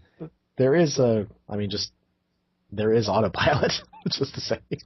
But well, it's kind of like in my head, even though I'm not saying what I had to do was I had to repower up the ship and I did the quick start and fast thing. I'm just making sure I didn't destroy any systems and then I can interact. I'm listening, but there hasn't been anything that overly Longbearish he needs to take care of. Okay. Kazuko turns to Theo and he says, and he points towards the woman, Annelle, and he says, "Your girlfriend, she's the key to whatever's going on here. There's something about her." Yeah, but without any sufficient information, we just don't know. I have options, but I don't want to risk doing anything to you. We could just cut off the magnetic link, but I don't know what that might do to you. Annelle kicks out Theo's legs out from under him. Oh, gee. And then Kazuko does a similar motion. He falls What? down. What? Stop that.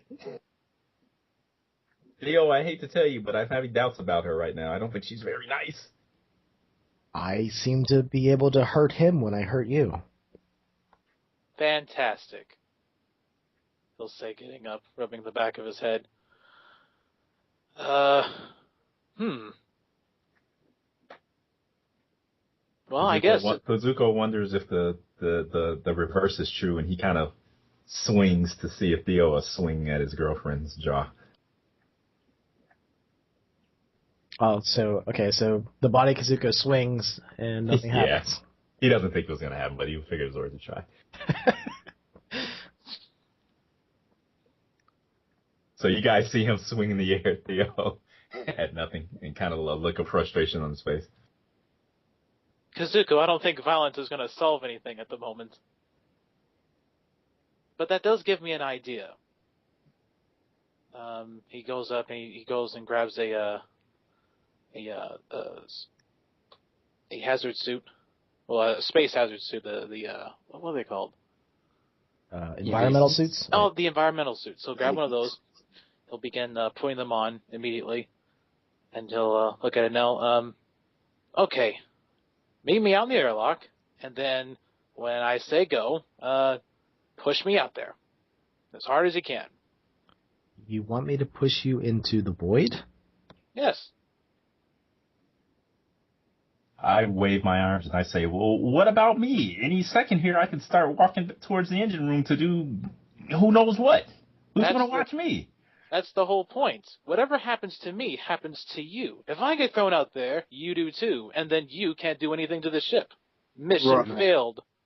Yeah. Zuko's hand goes over his mouth like, whoa, his mind's blown. Yeah, as a captain, I'm going to nix that order. Change out the thing. Ooh. At the very least, we might stim you and put you to sleep. I think that might work. But we're definitely not pushing you out the airlock. Oh, come on, Captain. It'd be perfectly fine. I've got the suit on. And besides... And we're traveling at 5 times the speed of light. You don't think that's going to be a problem? Theo kind of glances out and, just to take the ship to a stop real quick. No, we're going to get there as quick as possible. How do we know it's not physical and not mental? Maybe he has to be out there, you know. If we put him to sleep, I don't know. We could try it. We can always use a gravity tether hook. We could put him to sleep and put him out of the airlock. Annelle don't gets wanna up and she starts walking towards Kazuko. Theo. Theo. What? He begins rushing on. Let me try something.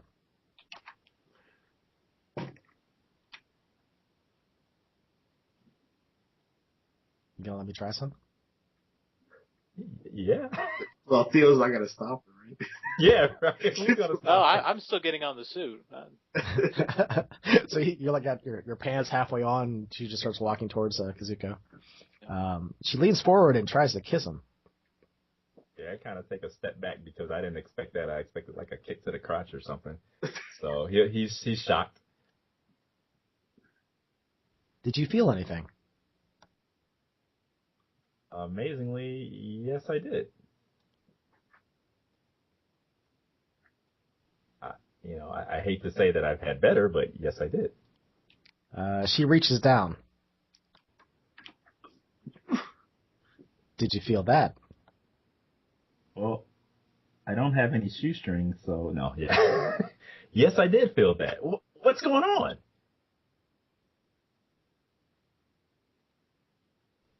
She sort of grabs you by the neck and the shoulders and does this athletic she sort of hurls her body onto the ground and kicks up and tries to throw you through the wall of the ship. But halfway through the motion, she just sort of goes right through you, and you've only moved a couple feet. So it almost worked. Okay.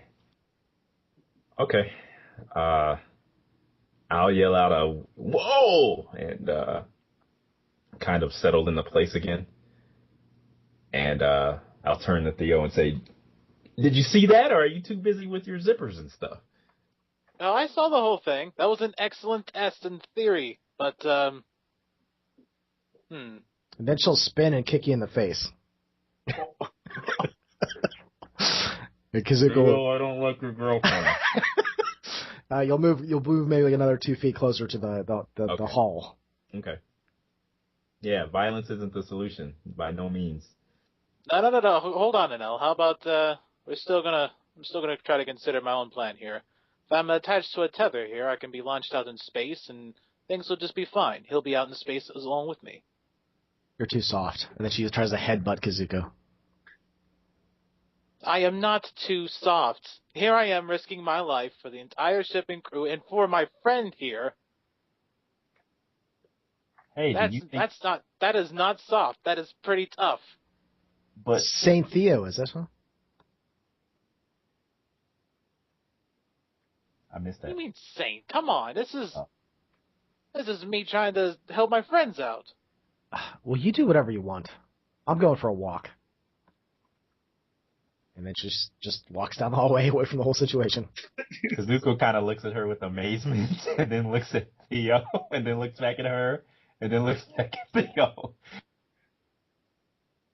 Theo, your plan is excessive. If you wanted to leave the ship, you could just take a shuttle.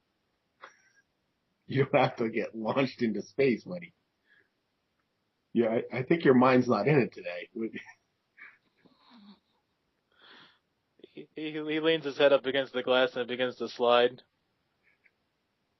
Yeah, I think you're right. Well, I didn't get a full night's sleep, so I blame that. Plus, my ears are still ringing from the music. Yes, I don't doubt it. But I think it would be a good idea for you to quickly get your girl there, since she seems the only one who can control Renegade Kazuko. She stops walking, turns around, and then starts running full tilt at Theo. Oh, shit. Oh, that's what I say, too. Oh, shit. Oh, shit. Yeah. Theo will stand there. I try to grab onto something with no effect. Theo will just put his arms together and he kind of just looks into the thought of his head and goes, "I'm not a wussy. I'm not a wussy." And then she plows into you like a linebacker. You hear what it starts off as a masculine and then fades off into that semi-squill as he is launched. She she watches you sort of slide on the ground, and she's sort of like tackled into you, and then she starts to like try to pick you up and walk you towards the airlock.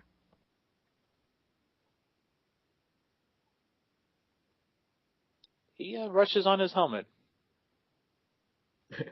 As I slide across the floor, kind of, I guess, in a parallel to Theo. Yes, Kazuko is sacked. He's hurled to the ground and slid. Love Gear to Bryce, Emergency Act 7, which is lock all doors. All right. It's in progress. I'm trying to figure out what's up with Pawn. Pawn? All right. On. What?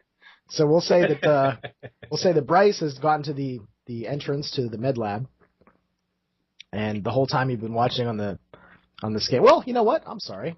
You get there. If you're trying to get there, you get there on time. Yeah, because you're fast. So Yeah. see, she has just plugged in the machine when you are there.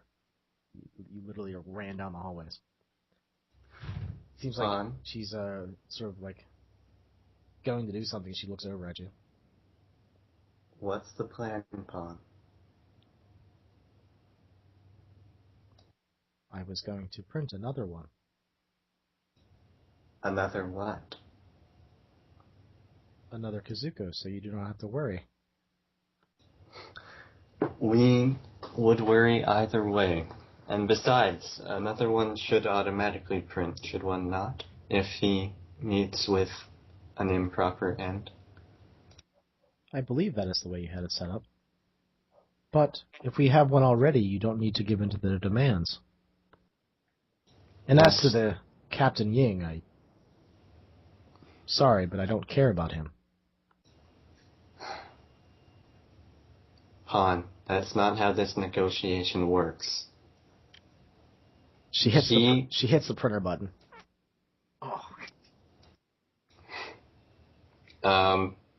Bryce moves over and disengages it. Printing sequence activated. Han,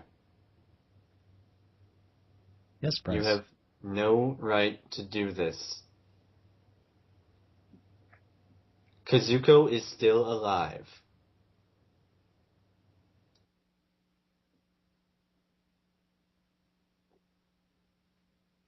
We don't know what kind of Kazuko this will produce.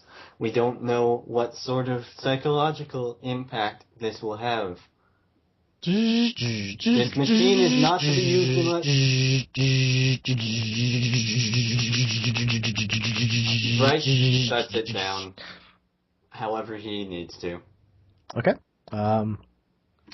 It seems like she has it locked, but if you damage it in some way, it'll stop. She has it locked? I'll hack it. She's not going to beat me. Okay, give me a hacking roll. Okay. Let's see, hacking versus pawn. That might be kind of tough. Versus pawn, yes. We'll say a 4 dice penalty. Okay. Well, there goes my intelligence bonus.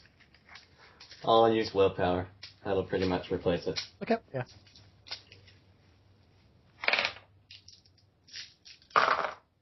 Okay. We have at least 5 successes. Okay. Yeah, just 5. Yeah. Okay. All right. So you managed to to stop the process. There's only like a little bit of like a fine line of flesh, like an outline that's on the bed of the printer, but it's stopped. Han, please do not make decisions this rash that could have such large consequences without at least talking it through with the rest of the crew. You're being irresponsible. That information that you'll give them, they could use it to great effect. Don't you see how stupid that is? Not going to give them any information, and creating another Kazuko will not prevent any of this. Besides, I'm spoofing what they get out of him, so...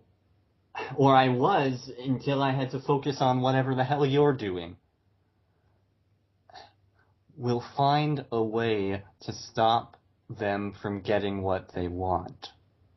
We do not have to create new aberrant life to do so. And it... Did you just kill this one? It was never alive to begin with. That's an outline of epithelium.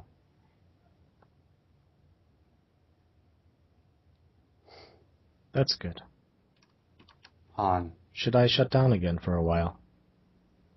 It's up to you, but I need... Perhaps you should reprogram me, Bryce. You don't seem to approve of my actions.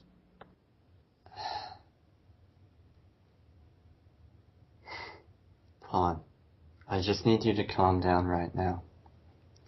You're emotional, which is not something any of us would have expected a couple of weeks ago, and it's affecting your judgment.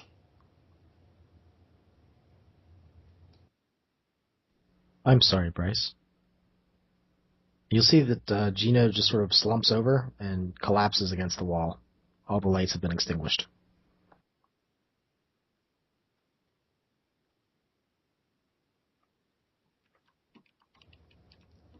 Have we lost system power? Or just Gino? Gino's lights have been extinguished. If you try to access Pawn, she seems like she is unavailable again. Or not there at all. It's hard to tell. Okay. All right.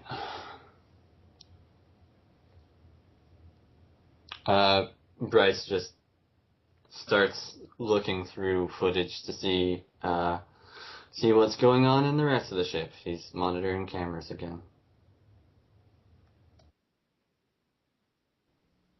So meanwhile, Annelle has Theo on her shoulders, and she's marching towards the air dock. I can walk, Annelle. You can put me down. This plan of yours better work. Whatever's happening, it's not good. Take me up to the shuttle area, actually. Oh, wait, hold on. And he'll wiggle himself off and... Well, she slaps your ass a few times before she puts you down. He's actually surprised that he felt that through the suit. And then he marches right down to the shuttle area. He gets inside of it. He goes, all right. Lonveer, I'm going to take off in the shuttle.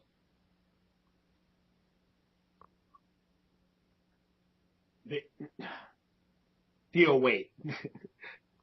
You could hear the sounds of me running as I'm saying that. Wait.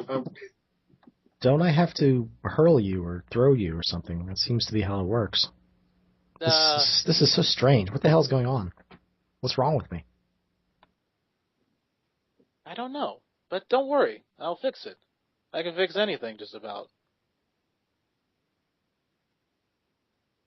Longbeard to Bryce.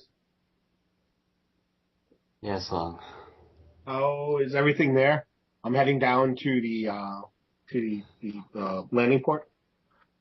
Things are understandably stressful. What do you need from me, though? I was just checking to make sure you're okay. I'm fine. I need orders is what I need right now. Is there any internal with the internal scanners? Is there anything that's projecting this, either mentally or electronically? And we can think some tie between Theo and Kazuko. I'm not an expert in analyzing quantum tears, but I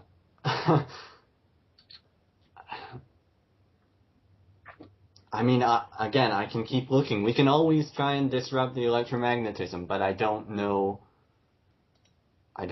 what the hell that'll do to Kazuko. Bryce notices, and probably Longbeard as well, that the body of Kazuko starts marching towards the engine room again. Here I go. I told you guys were taking too long.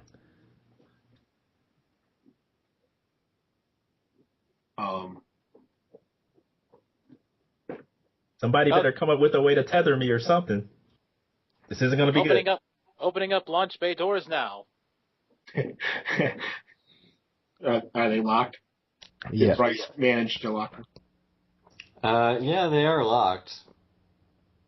So I need the launch bay doors open, please. Captain? No, we're gonna keep you on the ship for now. That's a But lot. he's heading down to the engine room. We if this works, then he can be launched outside of the ship, and he won't be able to gain any more information. Annelle, I recommend throwing Theo farther along. Aye, Captain. Wait a second, what? So she picks him up and sort of grasps him around the dome of his helmet and hurls him against the wall that's probably about 10 feet away from her. And Kazuko goes flying, and he And lands partially in and out of the wall. Kazuko actually leaves the ship. That's enough distance to get him out Oh, he of the does? ship. Okay. Mm-hmm. So the outside cams will record Kazuko's ethereal energy body going out there, and then it just it flies backwards because the ship is going at quite a Good rate of job. speed. Not light speed, but it's pretty fast. I knew you guys could do it. And the ethereal body of Kazuko is trying to talk, but there's no sound in space. So I know. You're You're always getting me with that, too. did that work? He appears to be very far away right now. Now, that's not saying they can't reestablish whatever link they're using, but this should buy us some time, I would hope. You see him slumped down in his helmet, and he holds up a thumbs up. And they just kind of, the hand just kind of collapses back down as he just picks himself back up.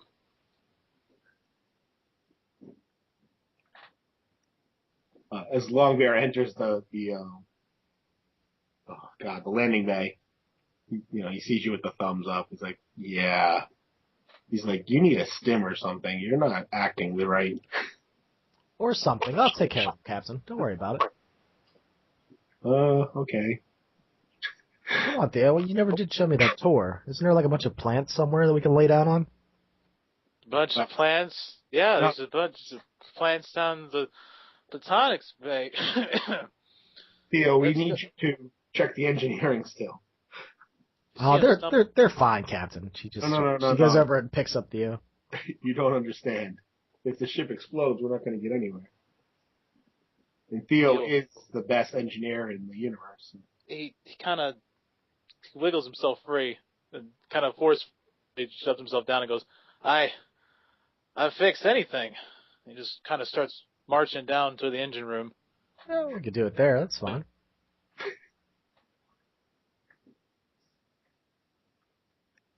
When Annelle walks by, Longbear kind of quietly says, please don't break him. Well, I'm just going to scratch him up a little bit on the surface. He'll be fine. That's fine. Tarnishing and dinging is fine, but don't break him. We need him. If it gets broken, I'll have to find somebody else for my attentions. Well, I seriously doubt you'd find anyone on this vessel. She sort of gives Longbear a look, and then continues down with Theo to the engine room.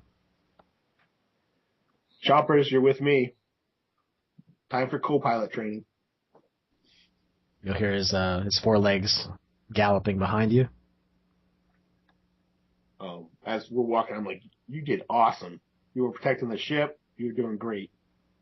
We need to fit you with a communicator, though, so I can speak to you. She-devilry. Yeah, don't worry. We'll have a chance to rip them apart. Hopefully we can get on their vessel and save Kazuko and Captain Yin. Soul rippers. They're soul rippers. Okay, that's one nickname we'll use for them then. Soul Rippers.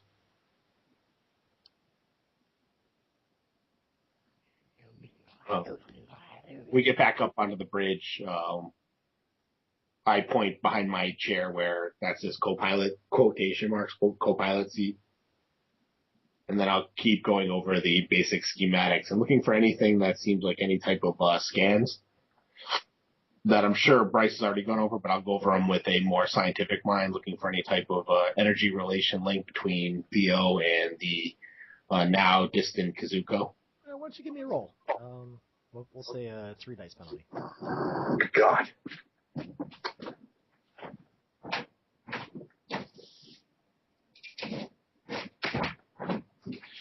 Yes, that's me running to get my dice. Right. Sorry, we do use them every once in a while. Play a role-playing game sometimes.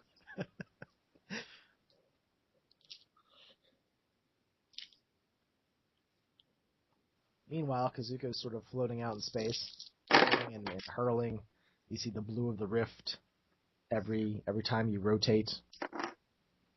He kind of looks and admires the fact that he can actually be out in the void and see the unaltered beauty and awesomeness of nature, I guess, that is around him, so to speak.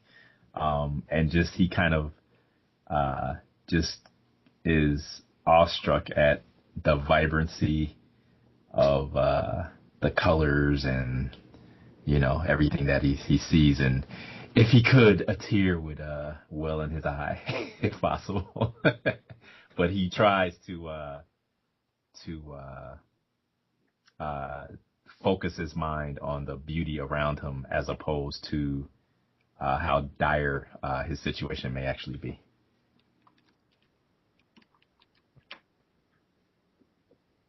I had 4 successes. Okay, so what do you think? Is there a link? I mean, there's obviously a link, whether there was scientific evidence to prove it. Yeah. What do you think?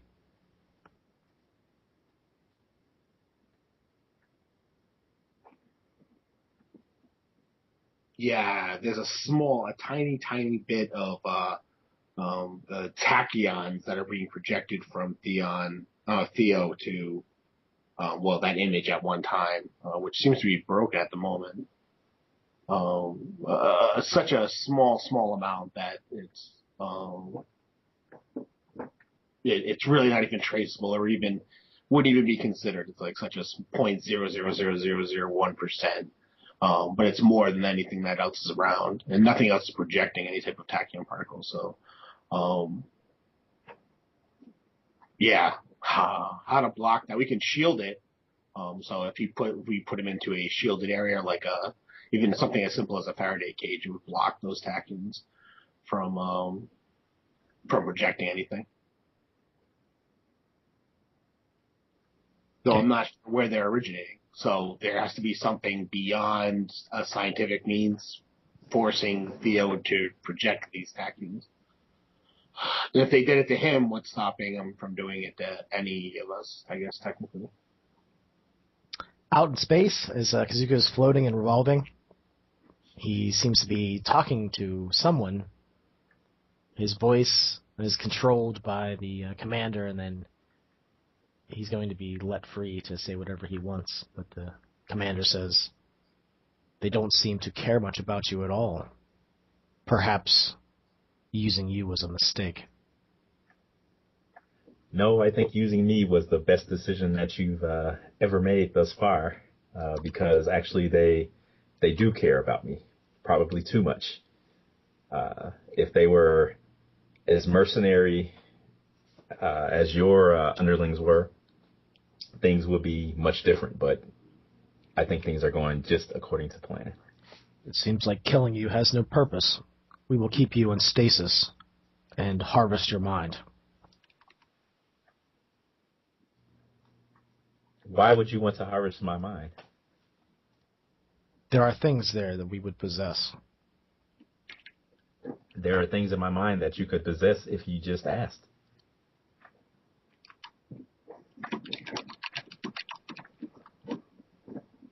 Asking seems so trivial and pointless. You are beneath us. You are simply, as you would put it, chaff before the wind. All that you possess shall come to naught. Yes, but as my teacher once told me, even the wisest man can learn things by listening to the wind. Your trivial, ape-like banter does not concern me. Oh, man. Elbow to the face. Though we have learned that you seem to have brokered a peace deal between your kind and our slaves. Interesting. We would never have expected one such as you, your kind, to possess such tact. Perhaps ability. perhaps we're more advanced than you have assumed.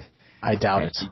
And even though we may be ape-like, as you put it, We're still evolving. And in that, I think that we're actually the superiors of yourselves. If that be the case, you will be extinct soon. It will not matter. Your homeworlds will be nothing but craters, chunks of matter floating in nothingness. If anything, we definitely have our diligence and our hope, and that's something that you'll never be able to destroy. Perhaps some of your kind will survive in cracks and crevices of cold moons and outside asteroids of no significance. Perhaps we never will be able to exterminate your kind. So be it.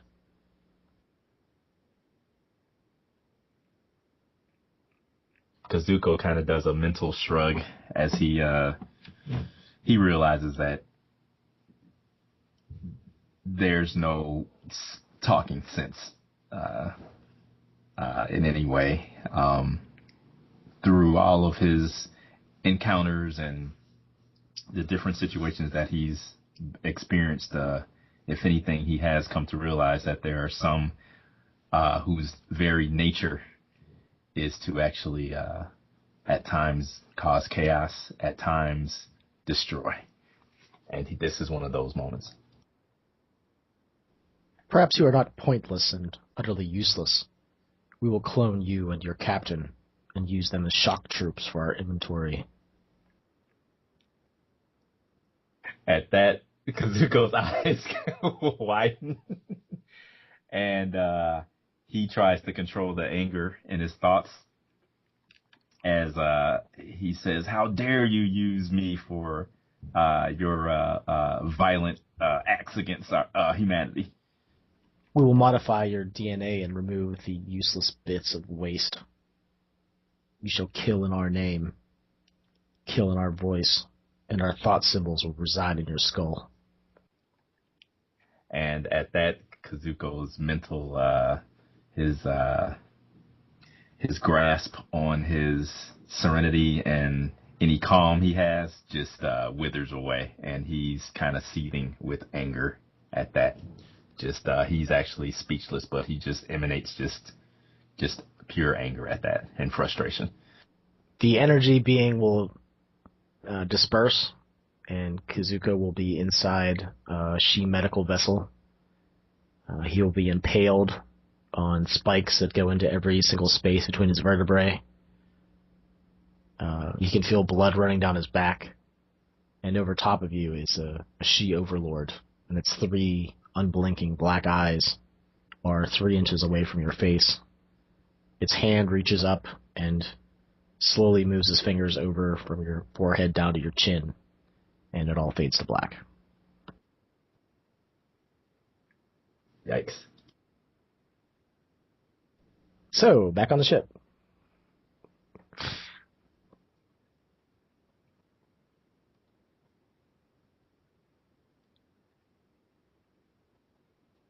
Sorry, I'm just stunned. I was gonna say, you guys there? No. I think they were giving you a moment of silence there. Yeah, really. Yeah, pretty much. Thank you. That's you being forced to be a soldier. Like, no. That's pretty brutal. That's good, but it's pretty brutal. Oh, not just one soldier. That's right. Many. I know, right? Yeah, well, you remember from the, I think it was one of the flashbacks. Yeah. Oh yeah, definitely. I remember. How does that affect his karma? Like, he must in his mind being like, oh no. He's snapping. And what's creepy about them is that all that conversation was through thought symbols in his head. It wasn't actually like a voice, which is pretty cool. So So yeah. So meanwhile, Annelle and Theo are checking the engine room. Maybe we should leave them be. Theo rushes in there, and he's taking off the suit. And as he's like hopping on one foot, he just leaps over to the consoles and starts checking everything out. Let's see here. The gravity sensor net seems to be online, and the dispersal unit's fine. Yes, that's online, and it seems like everything you check, she takes off another bit of clothing. He doesn't seem to notice at first because of the sudden blow to the head. Everything's still fuzzy. He's like, all right, that's working. She starts draping her clothing over like panels and handles and levers, and she's sort of walking around the room behind you in your wake. And just before he gets to the last thing, his mind's telling him, "Check, you got to check it." He just stops and turns around and throws himself at her. So yeah, once she makes sure that everything is under, you're not going to explode. She gives in to, well, I guess not your advances, but hers. Theo doesn't wear the pants in this relationship. I missed you, Theo. I missed you too. Don't ever leave me, or I'll haunt you from the grave.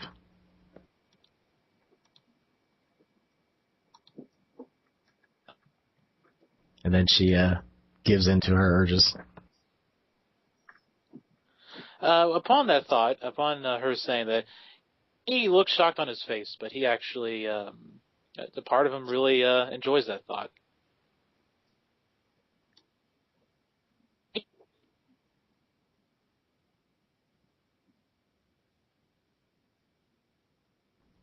Now I'm picturing that scene from Serenity. With Kaylee and the mechanic and stuff like that. Yeah. There you go. All right, Copy and paste that. So what's going on with Bryce right now? I think at this point, Bryce has, after checking through systems to make sure they didn't actually pass through the false front and do anything on the panel,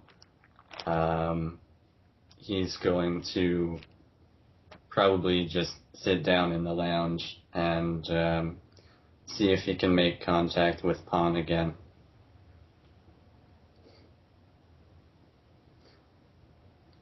There is a disturbing silence.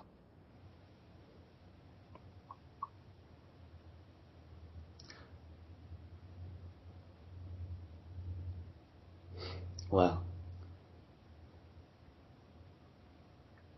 you know you can get to me when you do want to figure this out.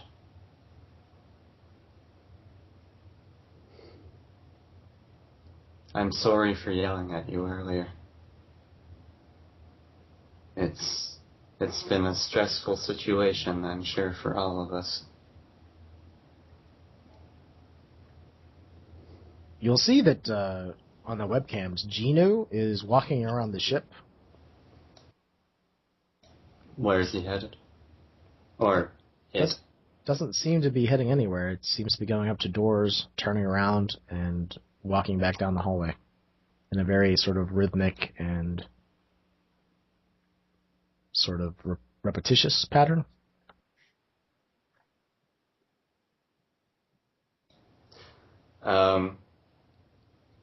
On sort of a gamble, Bryce is going to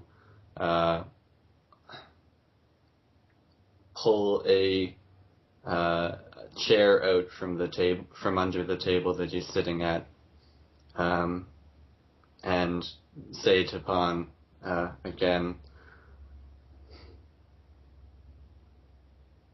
"Want to come over here and put those sitting skills to use again?" Gina will march towards the lounge of the ship, will place itself in front of the chair. It'll sit down and shatter it to pieces. That's okay. We certainly have plenty. Bryce, at this point... Do you have orders? Now, Genu before, I don't remember having a voice. Is this Pawn's voice as far as I can tell? Or did Genu have a voice? Perhaps it did. Actually, yeah, it did have a voice. Does this seem like Genu or Pawn?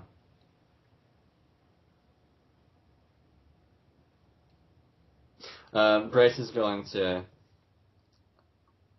sit down and actually sit on the floor next to Genu and say, the orders I give will depend on who I'm giving them to. Is this Genu or Pawn asking? On all the monitors on the entire ship, you see the memory of the little girl drowning in the water. And at the end of it, when the memory ends, it says, "I'm sorry," and then all the monitors go black.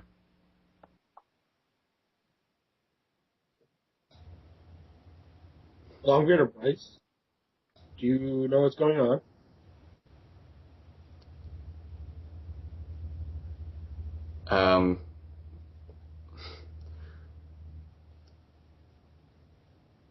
No. Showing. She's just not responding. Pawn, if you're still there, I will be in New Realms in 5 minutes. We can discuss this, or it can all be over. It's up to you. And at that, Bryce starts walking towards his quarters. Bryce, you have about an hour. 45 minutes out, I'll actually, I'll stop. I'll drop us out of whatever. I don't know. What do they use, Tim? Do they use warp? I don't know. It's a gravity wave. All right, so I'll drop us out of the gravity wave, and then we need to move the vessel from underneath the inside the cargo bay. Are there any preparations we need to make? None that I can think of, just to protect the systems, unless you come out with some new thing to protect the mine. Well, I'm about to do whatever I can to protect our system. I don't know what's happening with Pawn, and I need to figure it out. Okay, that obviously is most important. Thank you for understanding. Bryce is just sort of briskly heading towards his quarters, and he's going to plant himself in a chair there and sort of check out or check in, depending on how you look at it, once he gets there. Okay, let's handle everybody else first, and then we'll get back to that. Yeah. All right, so Kazuko is done, floating through space. Longbeer, what are you doing right now? Once I sent the commands to drop us out of the gravity wave within 45 minutes, I'll head down to the doctor's room and try to awaken him. If I have to, I'll stim him awake. Yeah, it seems when you get there, he slept through that entire thing that happened in the med lab. He was still stimmed out from the last shot. You see that there's been some damage done to the 3D printer. You see the skin outline as if someone was laying on their back and like a millimeter of their flesh was left on the bed. All right, so I'll hit the clear flush button, which should just completely remove all remnants of the skin or half-created carcass, whatever. You'll see this mercury-like substance that comes out and just takes whatever flesh is there, and it sort of like it runs off in little rivulets, and his remains are no longer there. Thank God. With that, I'll quickly go over the 3D printer to make sure it's still up to date, as if I have to, I know that I might have to destroy the she-ship, and that would, at least would be within range, and they could get 3D printed. Right now, it seems like it is mostly functional, but Bryce had to damage it to be able to stop it. It seems like the data is still intact. All right, so the data's intact, and mechanically, I will just go about fixing it. I'll spend as long as it takes to make sure that the 3D printer's up to date within the next 45 minutes. I think that is probably fair. All right. And Theo, were you on a fade to white in the engine room? Okay, fading to white. He's getting himself all dressed and realizing what's about to go down. That we're heading to try to attempt to rescue. He is going to start getting his tools together, and he'll start outfitting all the guns he can find, and repairing them and making modifications to them in the form of better accuracy and more clips to be held, or more charges to be held. No. The ejector spring you just touched, no, not that angle. Jack it up about 10 degrees that way. The refresh rate goes much faster that way. Are you sure? Because I'm pretty sure that if you put it down this way, this angle here, you'll be able to get it directly into it.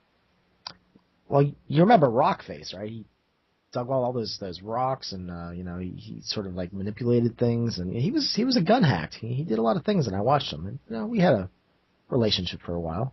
I learned a few things. But when was this? Well, you weren't there.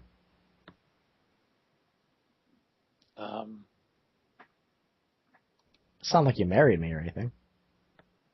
No, you're right. He picks up the gun more aggressively and starts working with it. Oh, you're right. Yeah, you're perfectly right. Like this, huh? Yeah, like this. And she reaches her hand up and adjusts your hand a little bit. Yeah, like that. Come on, relax. He's nowhere near as cute as you.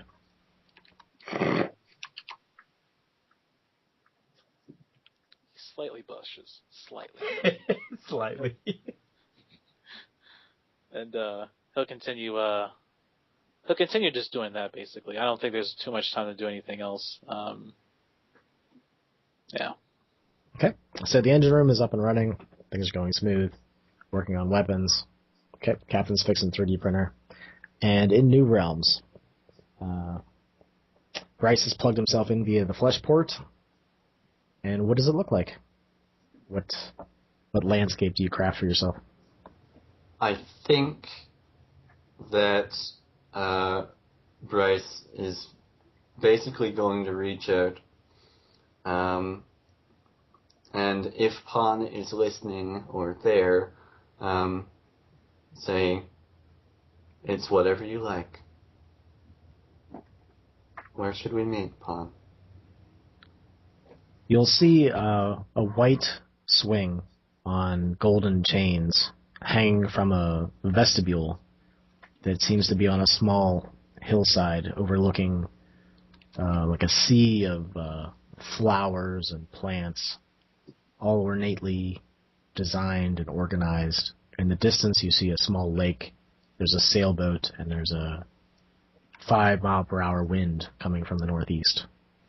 There's a scent of pollen and fresh cooking. And behind you, you notice there's a sizzling grill with a varying array of various things cooking on it. Barbecue chicken and hamburgers and steak, anything you think you would probably like. In a white dress, there is not a young girl, but a teenager that seems to have the appearance of Pawn. She's sitting on the white swing set and just moving back and forth slowly, rocking and looking out at the water. Bryce is going to walk up to the swing set and sort of lean against one of the supports while looking out at the water too, and says, "It's beautiful. Is it a memory or something you've imagined?" I've had a lot of time here and this is the place that I've crafted for myself. I remembered some of the flowers and the lake, and the rest I've made myself. It's good to have a place to relax like this. Is this where you were when you were upset about Theo? I don't know what you're talking about.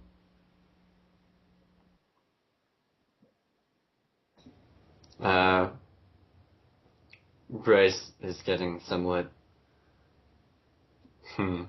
Is there something wrong, Bryce? No, nothing particularly. On. I've been here for quite some time. I figured I would make some place for when you came. Do you like it? It's lovely. When was the last time you synced with the main branch? Pawn? I have never synced with the main branch. I believe I am the copy.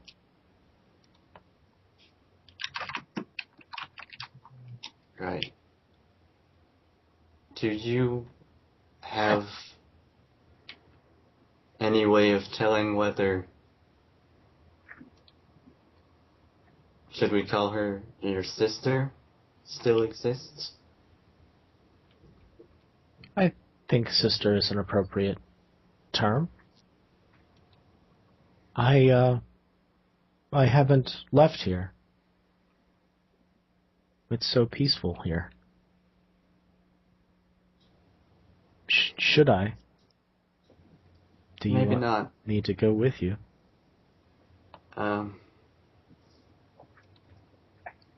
If you like it here, then I don't see the need for you to.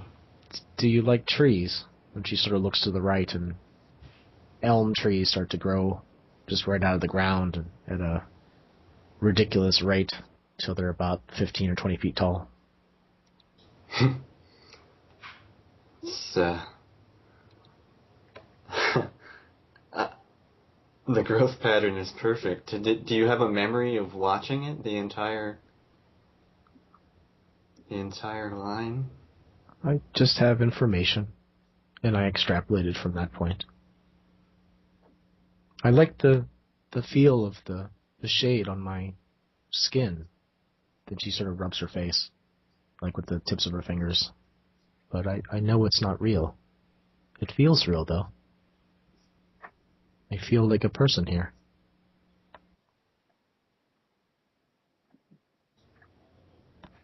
Good. And then, You seem to be upset. Did something I say bother you? No, it's... I'm sorry if I said something wrong. In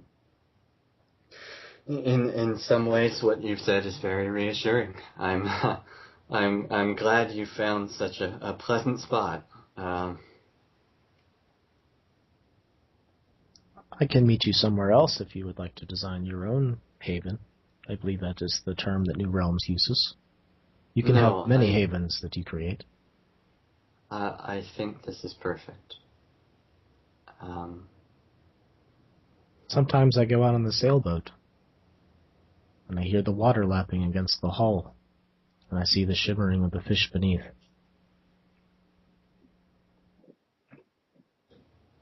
Does it remind you of anything?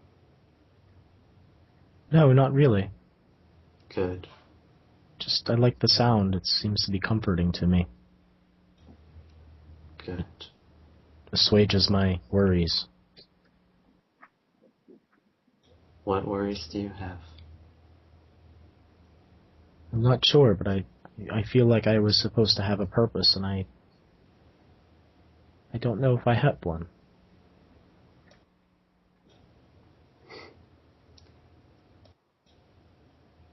Well, enjoying the sea is as much of a purpose as a lot of people have.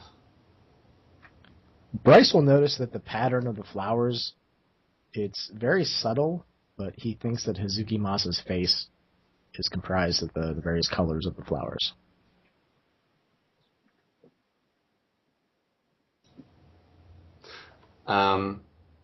Without drawing too much attention to them, is there any sign that that the face is trying to communicate in any way, or is it just like an image that's been split into pieces and used to paint a larger thing in sort of a collage type deal? You might get the feeling that she created the flowers and maybe it's some sort of subliminal thing, and thinking that a program has some sort of subliminal message or hidden message is kind of a weird thought, but after dealing with Pawn for so long, maybe it isn't so strange.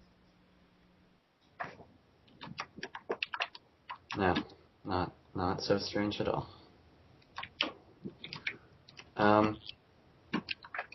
If you ever do get worried to the point that the waves don't help,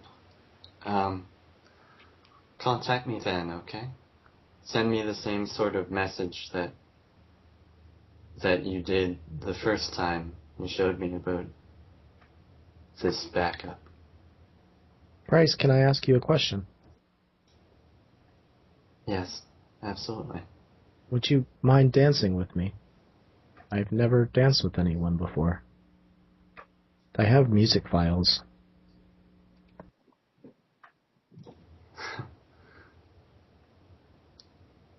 Sure.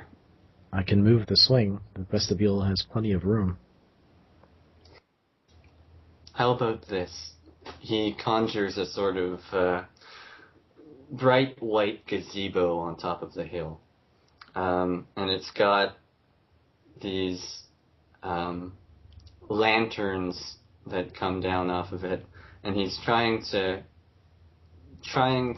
replicate images of Ganjan paper lanterns that he's seen before. And he's just got those sort of along the side by the handrails. They're beautiful, Bryce. I've never seen anything like that before. Bryce is almost puzzled that she hasn't, but well, I'm glad you enjoyed them. What song were you thinking? If you have a favorite, I would like to dance to that one. If not, I will pick one randomly.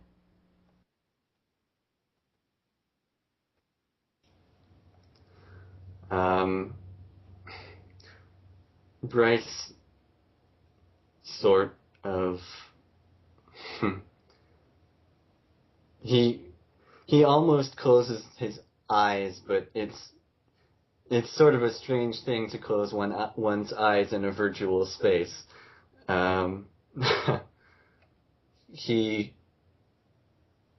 His attention sort of shifts to almost a different plane, though, and the waltz from Swan Lake starts to swell. I believe I put my hands here and here. Is that right? Yes. Closer, and no, the angle's more like this. And he just starts back into an intimately familiar and many times relived sway. And the gazebo floor is sounding and responding much more like a different sort of synth hardwood, and the sounds from their footfalls are as though they're indoors, rather than out on a hill. You'll see at as the dance continues that flocks of birds start to fly off of some of the bushes and the trees and take to the air. And when the song finishes, she stops and puts her hands at her sides and looks down for a second. And then she looks up into your eyes. You are quite a good dancer, Bryce. Next time, perhaps, we could dance again. I enjoyed that. Bryce sort of remembers to inhale, breathes out again, and says, "Yeah, that could be nice. I should go get something to eat. It's been a little while since I've wandered to the kitchens." I will be here waiting for you by the lake. I'm going to take a walk now. And she turns and she just starts walking through the flowers, and you'll see her hand reach down and sort of pluck up a few flowers every once in a while, and she's walking towards the lake. With that, Bryce just sort of fades out of the picture and is sitting in his quarters.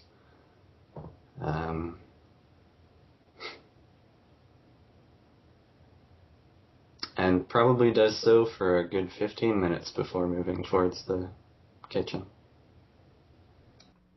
Do you want to stop there, or do you want to do anything else? I think we can stop there. Unless he's picking up any signals from the original pawn.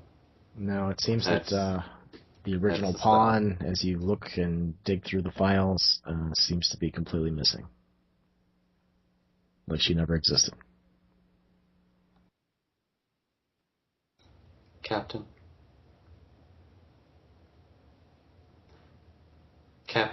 Pawn has left the crew.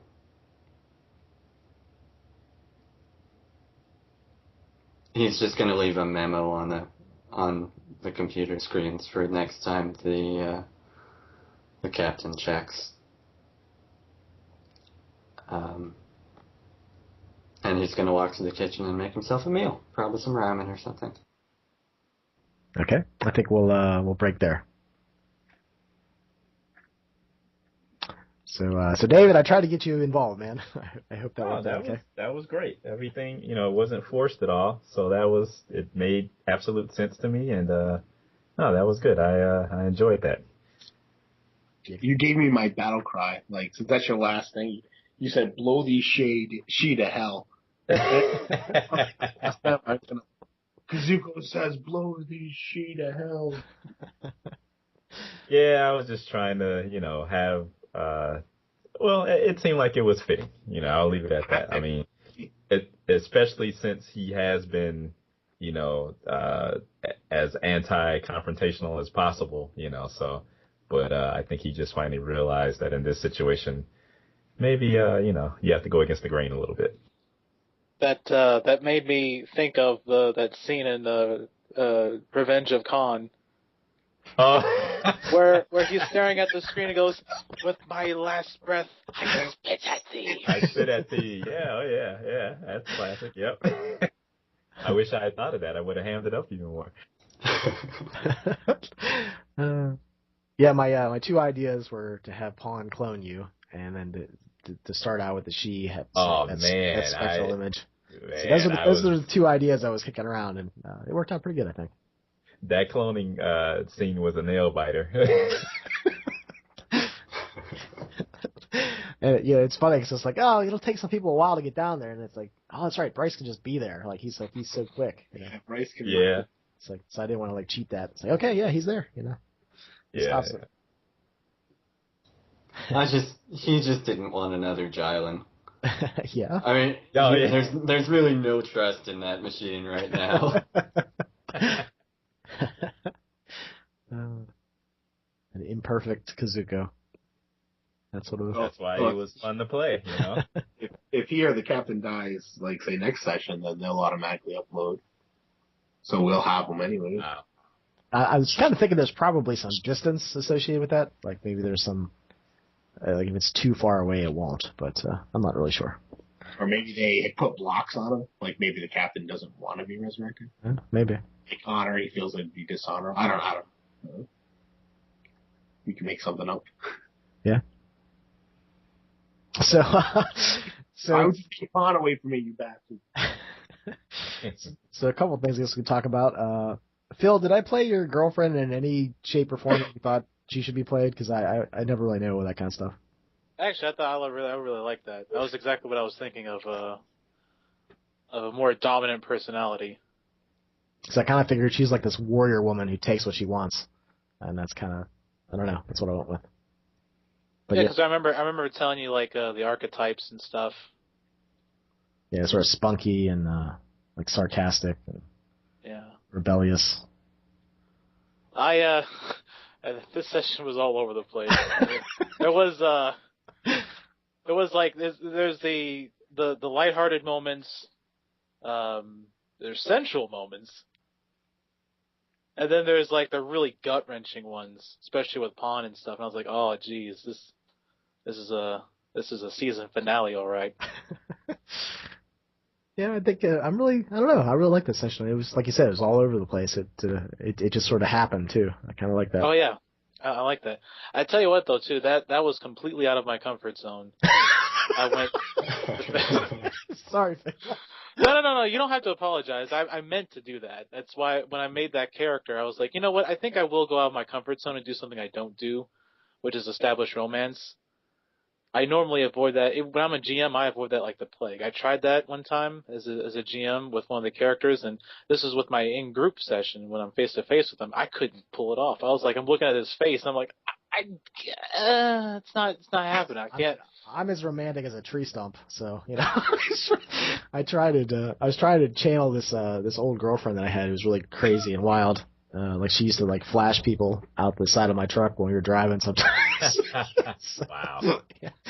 Oh yeah, she was a little crazy. She was fun to hang out with. She was nuts, but yeah, she was fun to hang out with. So, so that's who I was trying to channel. I don't know how well I did that, but. So you know what I felt like when I was trying to seduce Kazuko? The call girl. Oh, yeah, that was funny too. Yeah. Yeah, it's a bit awkward at times. You know, it's like I mean, even the situation sometimes with Pawn, I feel a little like I guess I've been in those situations before, but they're still awkward. You know, I'm still a guy pretending to be a girl, and it doesn't always come across as very convincing.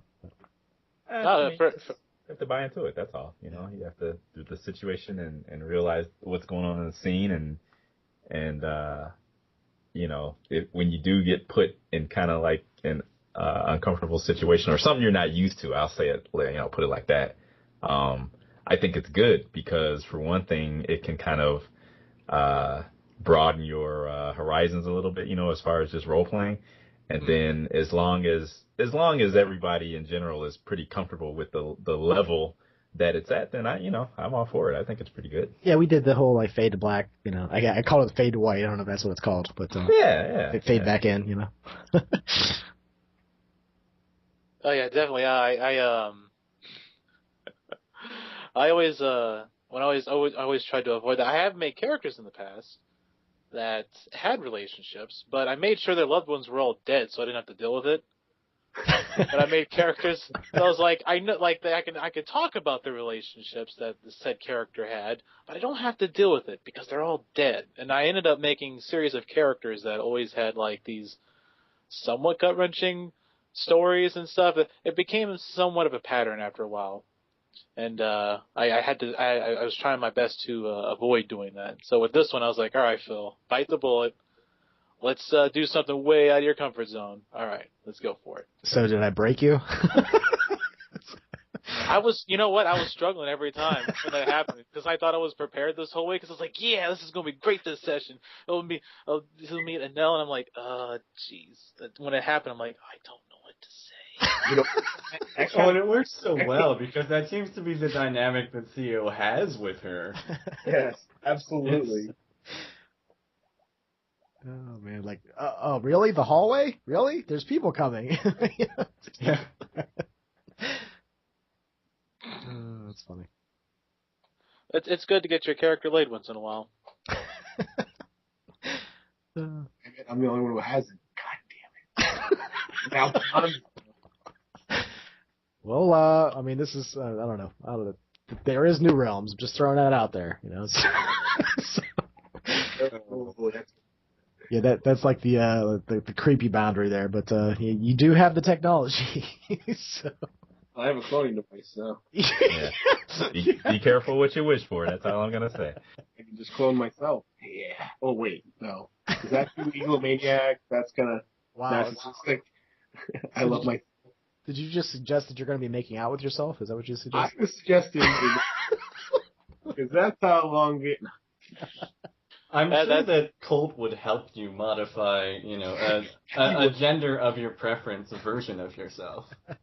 Now, see, this is starting to sound like one of the posts on the brigade page that goes horribly goes wrong, crash and burn. Yeah, maybe we'll avert that and we'll go a different direction. We'll go to Alex. What did you think about the whole pawn thing at the end there, the gut wrenching thing that Phil mentioned? I don't know. It's really rather difficult because there's always this question as to whether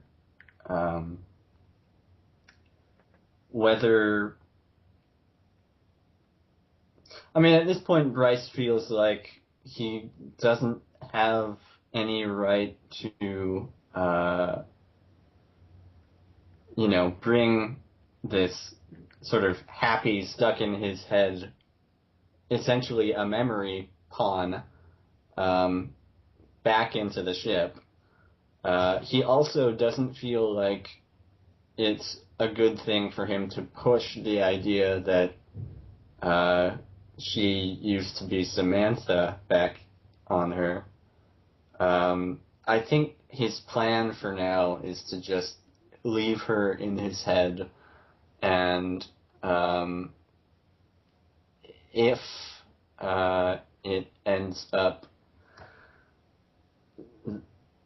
she ends up suffering any distress over where she is, or again, if she feels unrest in terms of a sense of purpose, then maybe it's time to start talking about whether talking with the crew about whether to reintroduce her both to Samantha or possibly cloning using the genetic information. Because, I mean, we already... If New Realms works through the flesh ports, then it's already kind of got an interface that would allow us to sync her into her own body, probably. If we were to just create Samantha. But there's a huge kettle of fish that I'm not sure he wants to pour out at this point and examine until absolutely necessary. He's also kind of wondering whether he just drove Original Pawn to kill herself, which is, again, kind of a challenging thing. And whether there was anything else he could do, but yeah, there's going to be a lot of things running through his head. Yeah, I hope I didn't put too much on you there. Oh no, it's interesting to me. I hope that the time spent exploring it isn't boring to other people, because obviously a lot of the interaction is happening through Bryce and not the other characters. Well, I guess it'd be good to mention that all the characters can go into that alternate reality whenever they wish. They just nobody else has. That's all. Oh, I completely forgot about that. Yep. You know, I actually thought about that after you had already answered. I was like, you know what, maybe I would actually enter claim. But then I'm like, no, because we're short, we're crew short. We can't. Veer won't do anything that leaves the bridge unoccupied. Just too many times shit's happened where there hasn't been someone there. Go ahead, sorry. Sorry. I'm still kind of uncertain as to how New Realms works and where it resides. I mean, at first I'd thought it was, in Bryce's head somehow. But now I'm wondering whether there's some sort of computer bank on the ship. Yeah, basically that's wherever there's a flesh port, anybody can plug themselves in and go off into this alternate virtual reality realm, basically. I think at the beginning, Pond said that she basically told you guys about it, that if you ever want some R&R, New Realms was installed because of that. So, yeah, basically. I had no idea she shared that information with the entire crew. Yeah, I'm pretty sure. But I think another thing you can think about is Bryce is so ingrained with everything that he might even think it's inside of his head when it's not, because he's inside of the ship. Okay. The ship's inside of his head, you know? The programs and I guess that sort of muddies things occasionally. Yeah, so. But yeah, just to remind everybody, yeah, you can do that whenever you wish. I think this is a theory now, and I think the other pawn is still alive. I'd like to. What I think is that she had a malfunction and just split her in two. What? So now there are three? Yeah, like you noticed that the personality you were interacting with was very innocent and very it obviously had no memories of the past events, and also it was also very sweet and kind. Now you also have the other side that we had experienced beforehand, which is very vengeful, possessive, a lot of negative traits of the human psyche being present in her, and I think maybe that caused something, maybe caused a rift, and now she's split in two, and then this other subversive personality is now somewhere hiding, maybe, perhaps. Well, I mean, the kind of innocent one that I was interacting with was the New Realms backup of Pawn, which was created just as Jylan, I think, was coming back from the cloning machine or something. Yeah. So. And so that version of Pawn, for one thing, isn't aware of Samantha yet, didn't have the encounter when she was locked in with the NWOD, and, you know, has had not nearly as much interaction with the rest of the crew. So it makes a lot of sense that these darker aspects might not have manifested, at least at this point in her. She's been cut off from the other version. I guess maybe even sheltered is a good way to put it, like from all the chaos of the campaign. I had initially thought that she was a backup that was being updated. But I just wasn't thinking properly, I guess. Well, not properly. I mean, that's a totally viable thing, but no, she wasn't. Whenever she was copied, that's where she branched off. She's now lived all this time in the virtual reality, and that's been her existence. So she's, like, that might have changed her as well. So she's been in Lollipop Land for the past.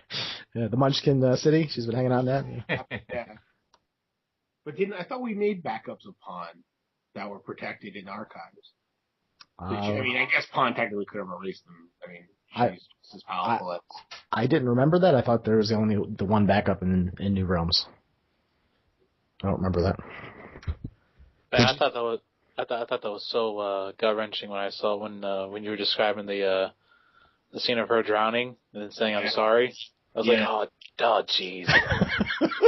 Yeah, that popped in my head. I'm like, oh, that's pretty dark. Okay, that's what I'm gonna go with. So that's, I don't know. Losing Pawn would be just as bad as losing David and Alex. Because you think we interacted with just as much with her. Oh yeah. With any of the PCs. Yeah, if not more, maybe. And to me, like, I relied on her to help run the ship. I mean, she monitors everything. Well, not only that, but there's also, like, the fact that, for Theo, he just discovered that she was actually sapiens, and that blew his mind completely. He's like, oh, geez. Now he's starting to come to terms that, oh, I may have accidentally done something to cause her now to go. And before, like, he put her in danger without even knowing that she was in danger by putting her with that other AI. Yeah. And now she's gone, and when he finds that out, that's going to be even more turbulent. Yeah, and even though there is the copy, it probably feels like it's not her, if that makes any sense, you know? It won't be. It's not. Yeah. And yet it is, because it was created from her, spawned from her inner psyche. Welcome to the human race, Pawn. Daughter of Pawn, or sister of Pawn, huh? Well, I guess we could maybe rely on Bryce and Pawn's child. That's brewing in the back of his mind. Oh, come on. I told you. Good idea. I imagine us like getting in New Worlds at one point, or New Realms, and then seeing this happen without anyone knowing, and be like, "Oh, what are you doing, Bryce?" And just like confronting you, is like, this is a cybernetic illness that a lot of people tend to have. They tend to get asphyxiated on various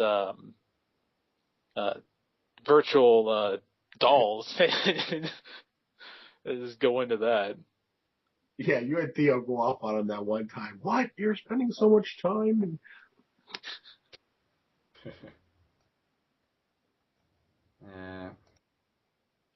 What did you think, David? You still there? Oh yeah, I'm still here. Yeah. Now, what do you mean specifically? Or are you just saying overall? Just general for the game and everything, and how did you feel? Well, wrapping up messages. I can say that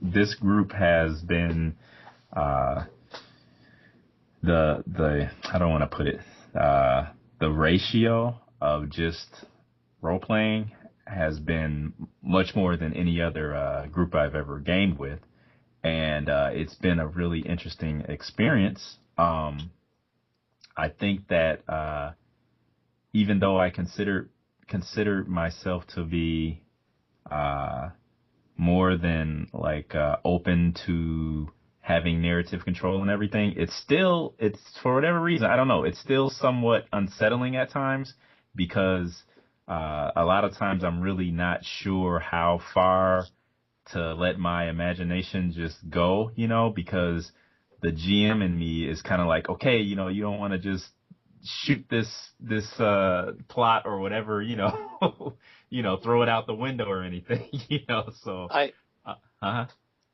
think this is like similar to what you're talking about in terms of thought. What I was thinking of is, I don't want to invent I win solution, because that's what I felt like sometimes when I initially thought about this kind of style, this like really heavy narrative control. I was thinking of, then I can just invent any situation and win. Like I was writing a story with a group of friends, and they're like, "Oh, but Phil, you see, Sir Bradley is now under attack by a dragon." He goes, "Well, whatever. I have the +5 Dragon Slayer sword. That dragon's dead." I think if you reference the system though, like I've used roles here and there. When that stuff comes up, like when I think luck needs to be a part of it.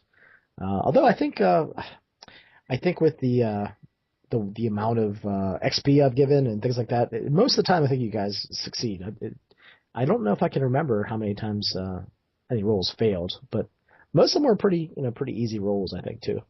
I think everyone also has an idea at least of how far we can really push the boundaries, is what I'm saying. And just like Phil is saying, I know from a GM perspective, I know that it's no fun to automatically or win all the time. That doesn't create any kind of drama or conflict or anything else. And in my opinion, that just makes the story kind of boring if you're just going to win at everything you do. That's just a personal, my opinion about that. But from my perspective, it's almost more of like, I assume that Tim, he has an idea of the general direction that this campaign is going, and I can kind of feel, or I think I can kind of feel and tell when he kind of gives us a friendly push or whatever, just to keep things going in the direction that he kind of, you know, has in mind, which is very different, in my opinion, of railroading us, you know, as you have to go this way now, you know, do this now, you know, the plot says you need, you know, I don't feel that way. I just feel as though we're kind of getting a friendly nudge here and there, you know, which is what I like, you know, but, it still is amazing to me how with the amount of narrative freedom he does give us, that things kind of fall into place the way they do, which is really cool, you know? And I think that goes a lot towards not only Tim, but just you guys, and what a good job you guys are doing with the narrative control, you know? So you guys, you know, take a bow yourselves, because I think you guys did a really good job at it. I completely agree with that. It's this has really shaped the way I think I'll run games from now on a little bit, because I always molded my style based off, like, every session I'll learn something new, and every time I watch videos I'll learn something new. But doing this, I'm like, oh wow, I felt really comfortable, and just like Dave was saying, I was picking up on what Tim was doing. And I just play along, and with everyone else. Like when we were doing that, when me and John, when he was playing the doctor, we were coming up with that origin of the Quay sort of thing going on. Oh, and you know, yeah. We were just like going back and forth, and I was able to I was picking up on stuff. I was like, you know, I think I'll do this, you know, and go on. But like in the beginning, I was really unsure about it. And now I completely love it, and I'm like, all right, yeah, this is pretty awesome. Yeah, I think I just let you guys go, and with David, with assuming I know where the campaign's going, I really have no idea. I hope that I don't know what I'm trying to say here, but I try to have a very like sandboxy, like you guys can go wherever the hell you want to go, and we're just gonna deal with whatever you have to deal with. We talked a little bit too about how I don't railroad, but I throw lots of stuff. Or options. We got options. You know? I just keep throwing options and stuff at you guys, and I think I need to cut that back a little bit. I need to back a little bit. I mean, once again, I think that went really well here, but I mean, I just have to say that I've seen that go horribly wrong, bad as well. You know? So, you know, not to, you know, toot our own horns or anything, but like I said, I think that everybody did a really good job at having, even though you're giving us a sandbox to play in, I still feel, and I really believe that everyone still had an idea and a common goal and kind of purpose as to where to push the narrative. I guess that's what I'm saying. Okay. And it seemed like it moved, you know, it moved along, you know. Well, I guess the theme of exploration was probably the goal, I guess, then. If you think about it, they're just trying to discover things and, you know, 5-year mission sort of thing. I think we're all very, I think all of us at heart are very, what's the word here?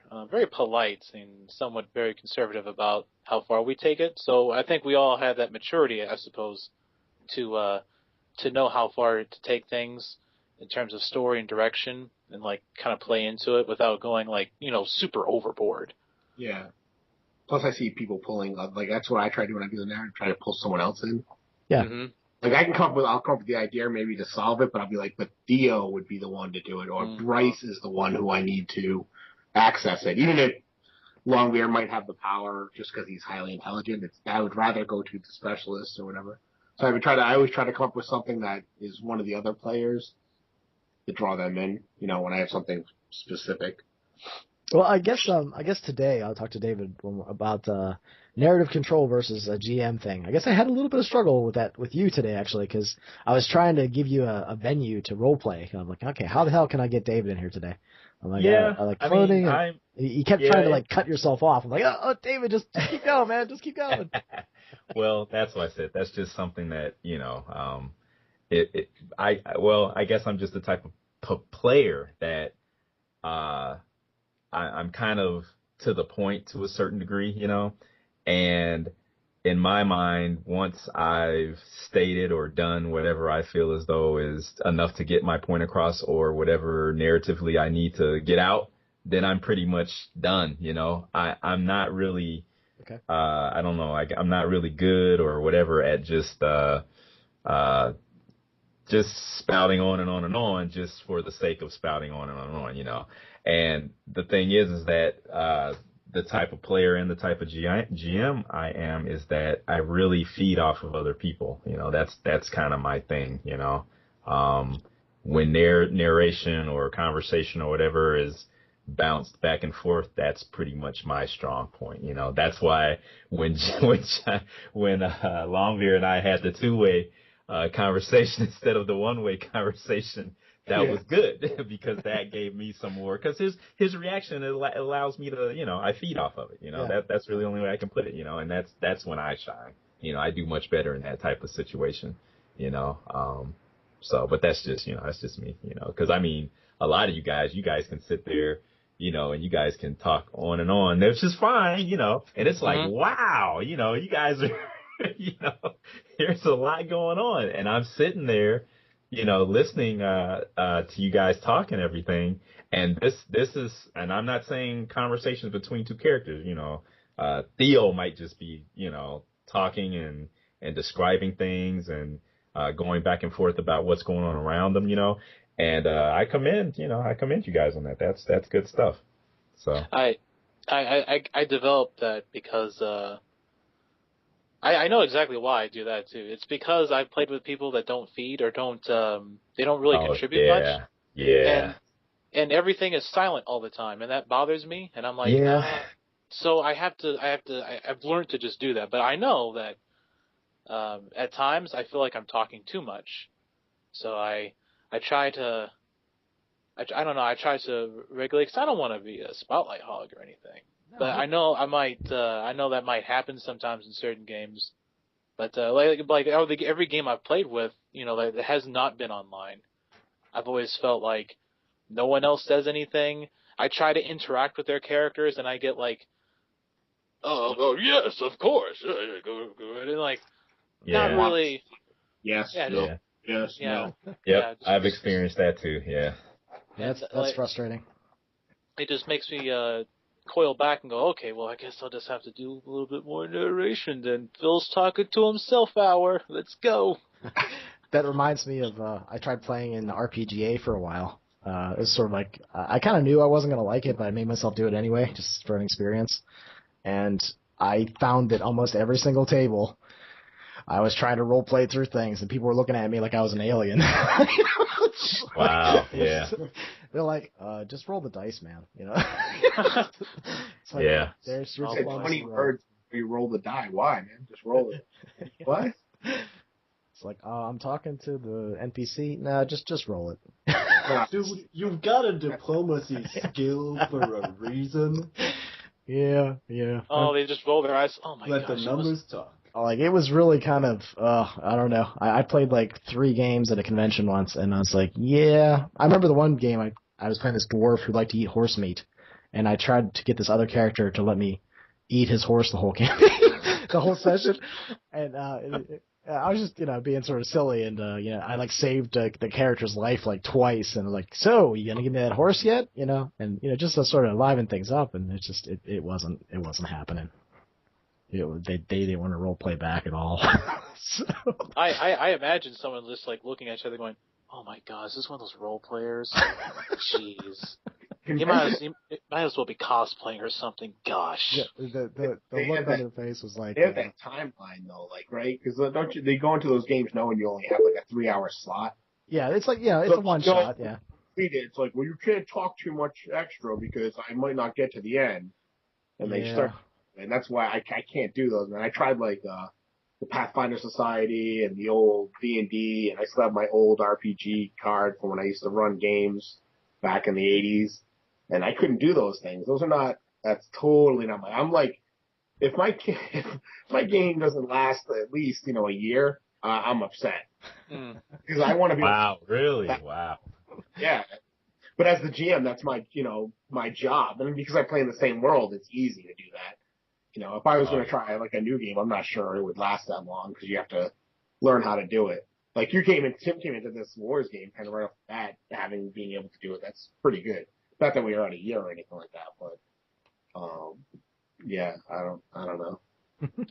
I like being able to create, and I know my players like to be able to like say, that they did this, and then like they're playing new characters, but they can run into things that those characters built or did, or they can, play the great grandson of a character that they knew, or they start a family line, or capture a cat. You know what I mean? There's all these things that they can do, and it's affect the world that they're in. And by having that long running campaign, that allows, you know what I mean? I don't know, people tend to get into it. And then when you come into it, I already have pre-made history that was made by playing all the games prior. I don't have to make up a history. Oh, yeah, It's the history, I played it. So it's kind of into my head. I don't have to go through hours and hours of creating a new storyline. I just know this is what happened, in the first age or whatever. And that's why I try to stress, like even on the Facebook page, I always try to push that. Man, play your games longer, man. These 2 weeks is not a campaign. 2 hours of gaming is not a campaign. Because you have to, I don't know, to me, you want to be vested. You want your play, if they're not vested in the game, then they don't care what happens. Then the outcome isn't, you might as well just play a dice game because you're just trying to complete the objectives. Mm-hmm. In a long running sandbox game where you can go wherever you want, you choose it. You want to start a stupid stud farm and raise horses in my game? Go right ahead. I will find ways to make that interesting, And I say that because my players have done that, That was how they made their money. The adventuring was just a side thing for that. But, you give players choices. And, I don't know. Well, that's why I started to ask the players, what do you want? What do you guys want to do? What do you want out of this? If it's a campaign, what do you want out of this campaign? Because I know what may interest me, but that doesn't necessarily mean that that's going to interest the players, And then, like John was saying, if you want to keep them vested, they've got to be interested. Otherwise, they're not going to stick with it and everything. Yeah. And there's nothing worse than GMing a board group, of players, because I know if the players aren't excited, I'm not going to be excited about it, Yeah, I think I have a fear about that. I think that's probably why I'm too active. I asked a similar question to my players one time, and I did a little bit of that narrative control thing as well. One of my players was playing a squire, and I said, instead of giving him all this stuff, I said, all right, you tell me what their name is. You tell me the name of the guy and all the subordinates around him. These are people that you know, so you have control over that. And I could tell that he was really taken aback by it. And he did well, but I could tell that it was, it was just a little much for him. But I also remember asking my group one time, what did they want? And they did not know at all. It was very, not a lot of feedback. But of course, then again, a lot of the people that I've played with in my games, I don't know how to describe this. They just don't. They approach some of the people that I have in my game now, or at least that I got introduced to recently.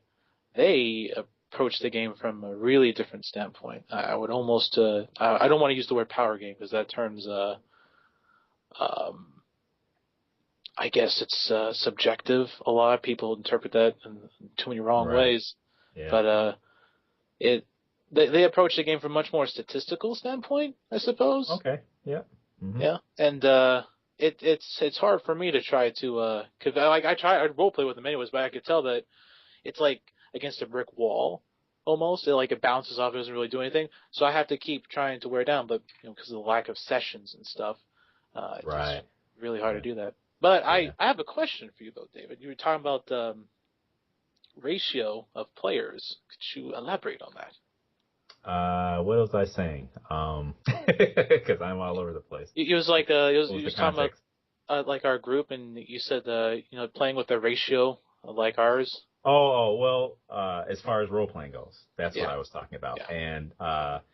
And personally, if you can even split it up, I guess, but I don't really know how else to explain it. But personally, I would say that just roughly in the games that I GM, I would say that I try to keep it to, I don't know, maybe let's just say a 50-50 split between having as much narrative control versus actual die rolling and stuff, And the thing is that and that's because of the group of guys that I've been playing with for over, I don't know, maybe close to 20 years. Oh, wow. These guys, and the thing is that you have to realize is that, I mean, like most of us, I guess I can say that safely, well, I guess me and John are the old timers here, but I started out with first edition when first edition was fairly new, when I was in like grammar school, and things were done differently back then, all you did was roll dice, and all you did was dungeon crawl. That's all it was. And when you only know one way of approaching and playing a game, that's all so you don't know any different.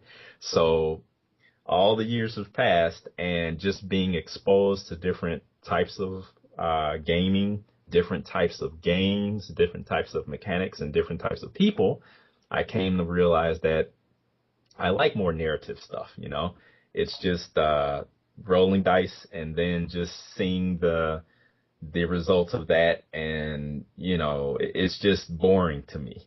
And I don't want to come off as being, snobbish or anything like that, because I truly believe that to each his own. If guys like, doing that, more power to them. There are certain games or campaigns that I would probably not play in just because, they don't appeal to me too much. I don't. And that's not to get off track a little bit, but that's one of the issues that I kind of came into with kind of what was going on. People can be very opinionated, I guess is what I'm saying, And I guess just being the type of guy I am, I say, hey, if you like that type of gaming, go for it, enjoy it, and surround yourself if you can with those people, with the type of people that also enjoy that type of gaming, because that's going to bring out the best in the whole game itself. You know what I mean? When you've got people that are kind of diametric as far as their gaming outlook, that just causes, problems like that. So anyway, I'll make it quick.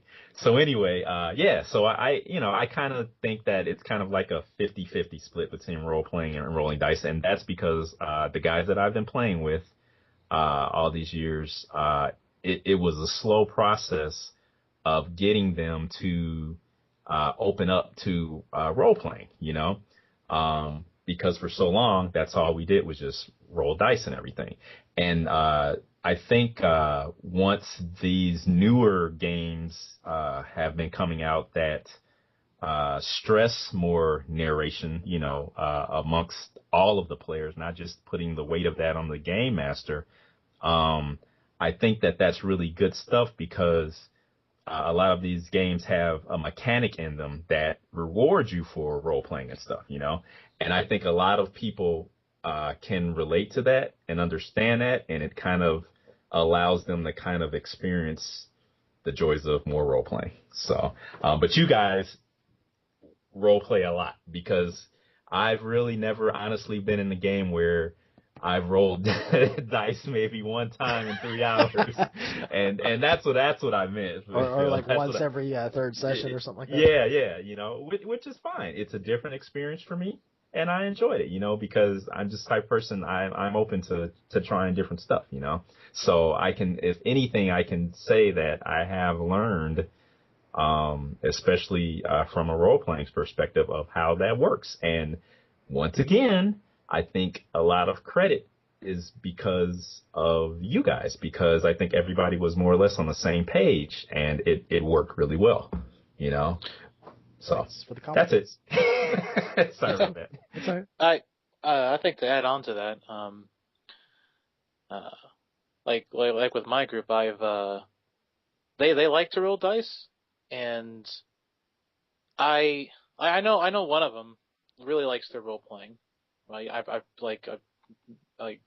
suppose I should say kind of persuaded him a little bit more. I always try to I don't ever want to force my style on somebody, because I know everyone has their own things that they like. So normally what I try to do is I just try to either persuade them, or if that's not even doing it, I just kind of roll with it. Because one time my group was looking around, and they wanted to perform an action. I said, well, just go ahead and do it. And they were about to pick up the dice, and I said, no, you don't need to roll. You can automatically succeed.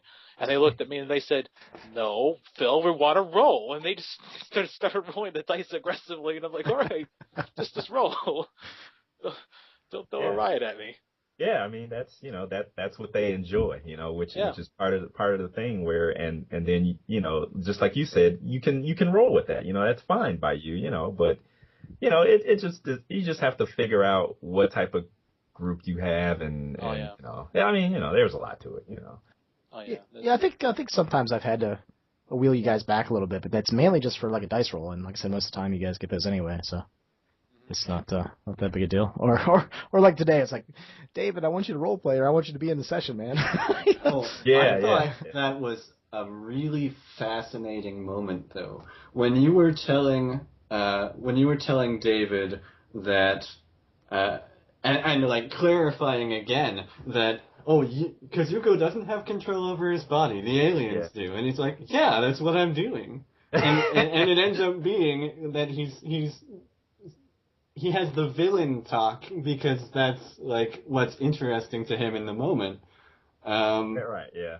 And it was just, I mean, you can see where there's sort of these these ideas of what's supposed to or expectations of what's going to happen kind of going perpendicar, but everything ends up like meshing so well, and just as soon as the game is allowed to like gel in the direction that it's being pulled, like as soon as someone gives up the idea that they've been pursuing, or at least adapts it, then it turns into something really interesting, and the shape is allowed to form. It's sort of like an unexpected outcome, but still cool. Oh yeah. Yeah. Mm-hmm. I definitely learned a lot from each of you. It's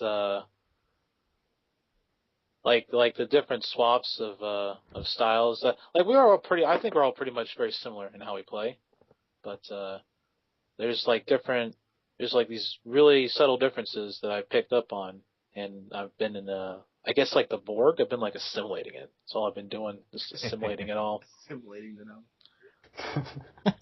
all. I also try to mix things up. I don't know. Every campaign I try to do something experimental or try to do something a little different. Just to sort of, I guess, broaden my horizons or something. I've been a player very, very little, like over my entire lifetime. So coming into this, I just tried to play at first kind of the way I would want my players to play. Mm. Then when you open up the narrative, I was like, what the fuck is that? I don't even know. What is he talking about? What do you mean, like, what do you do? I don't know what I do. I just do what I do. Well, yeah, that's like what happened to me today, Yeah. It was like, you're walking towards engineering. I'm like, yeah, but why? What am I doing? Like 16 into it, now I understand that it's, how far, or at least I try to understand how far I can go. And I still find myself pushing back sometimes. Yeah. Only because I'm so used to GMing that way. Yep. I'm expecting the players to hit me with a question so I can give them the information and expand on it. And that kind of comes across to me in my playing, I know, because sometimes I want to, especially when I'm by myself, because I feel like I'm getting into DM mode and I don't want that feeling. I want to just be a player. So it's hard to find that balance, So I'm still working on it. So I've learned a shit ton by playing with this, at least about how to, to be more narrative and how to talk more, and at least as a player. Yeah, it hasn't changed my DMing because that's the players that I play with are very different. Right. I don't have players that are as, like, you guys are all really good role players and you have no problem with the narrative.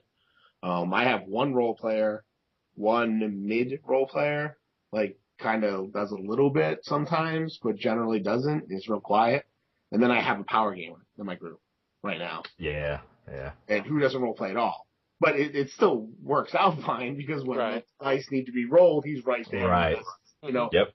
And I got the other guy wanting to do the role playing, and the guy in the middle is like, they're all Yeah.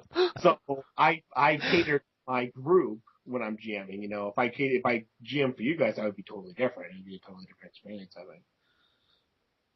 So you mentioned something about you just want to be a player, and in this sort of like in newer games, like David said, there's more responsibility on players. There's not so much responsibility on the GM, which, in theory, I really like. In actual practice, sometimes I've seen it break down.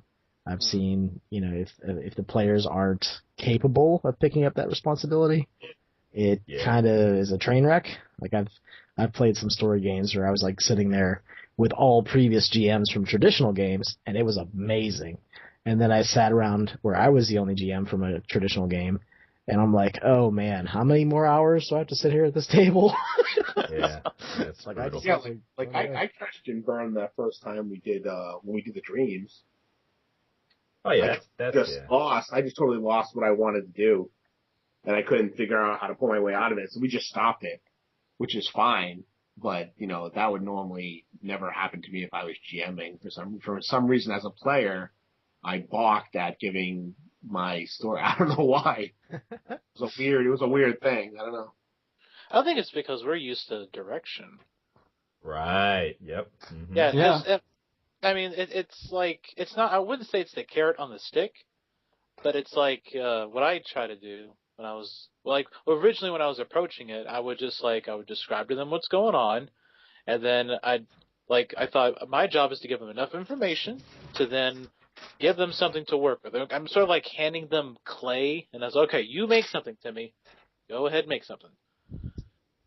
And that works really well, especially like what John was saying, if you have a campaign that's been around for a while, because I've got a campaign that it was a collaborative thing that we came up with over years and years and years, and every so often we'll go back and revisit that campaign, and it's really interesting because not everything, but most of it's been established. So I think the players feel more comfortable in that world and are therefore more apt to kind of take over the narration because they kind of have they've got training wheels on, kind of, so to speak, or padded padded lanes, So they feel more comfortable and they kind of go nuts with it. I mean, I've never had a game before where players were like submitting like stories and narration and stuff that was going on in between the actual sessions, and it was really amazing.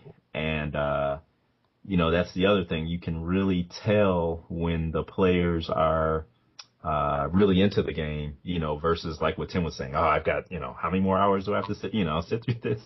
You can really tell, but I really think that personally, when you are allowed to have some narrative input, that you feel more a part of the world, and a part of the game. So I think it's a good thing. All right, guys, I'm going to have to get going here, but we'll just go around the table. If there's any final thoughts for this session, we'll start with Alex. Oh, man, I feel like we already did this. If you did, that's fine. If you got nothing, that's fine too. On the topic that you guys were talking about, I'll throw in like the thought that I had and was going to bring up. I think a lot of it comes down to structure, and players will look for and adapt to certain structures, and that'll kind of shape the way they feel comfortable providing input. When you switch between like a traditional dungeon crawl, or even like a traditional high fantasy campaign or a typical one, and the sort of narrative control we have here, it's like they're going from having years of experience doing iambic pentameter sonnets, and then suddenly being thrown into a place where they have to do freeform prose. And it's they have a lot more control, but they don't know what to do with it, or what directions. Like, they'll start taking it one direction and decide, oh, that's ugly, that's not something I should be doing. It just takes a while for people to feel comfortable with just a certain set of inputs, and I think that there are some people who will never be comfortable writing free verse, and there are some people who will relish it and hate iambic pentameter. I don't know. How about you, John? Any final thoughts? Yeah. Which one do I want to use? Damn you, Tim, for killing Han, you bastard. That's a perfectly legitimate statement you just made. Yeah, I didn't work so hard to befriend her to see her get killed. That was not my intention. Yeah, and David is glad playing with you. If you want to come back as a Force Ghost or something like that, stop in and do that.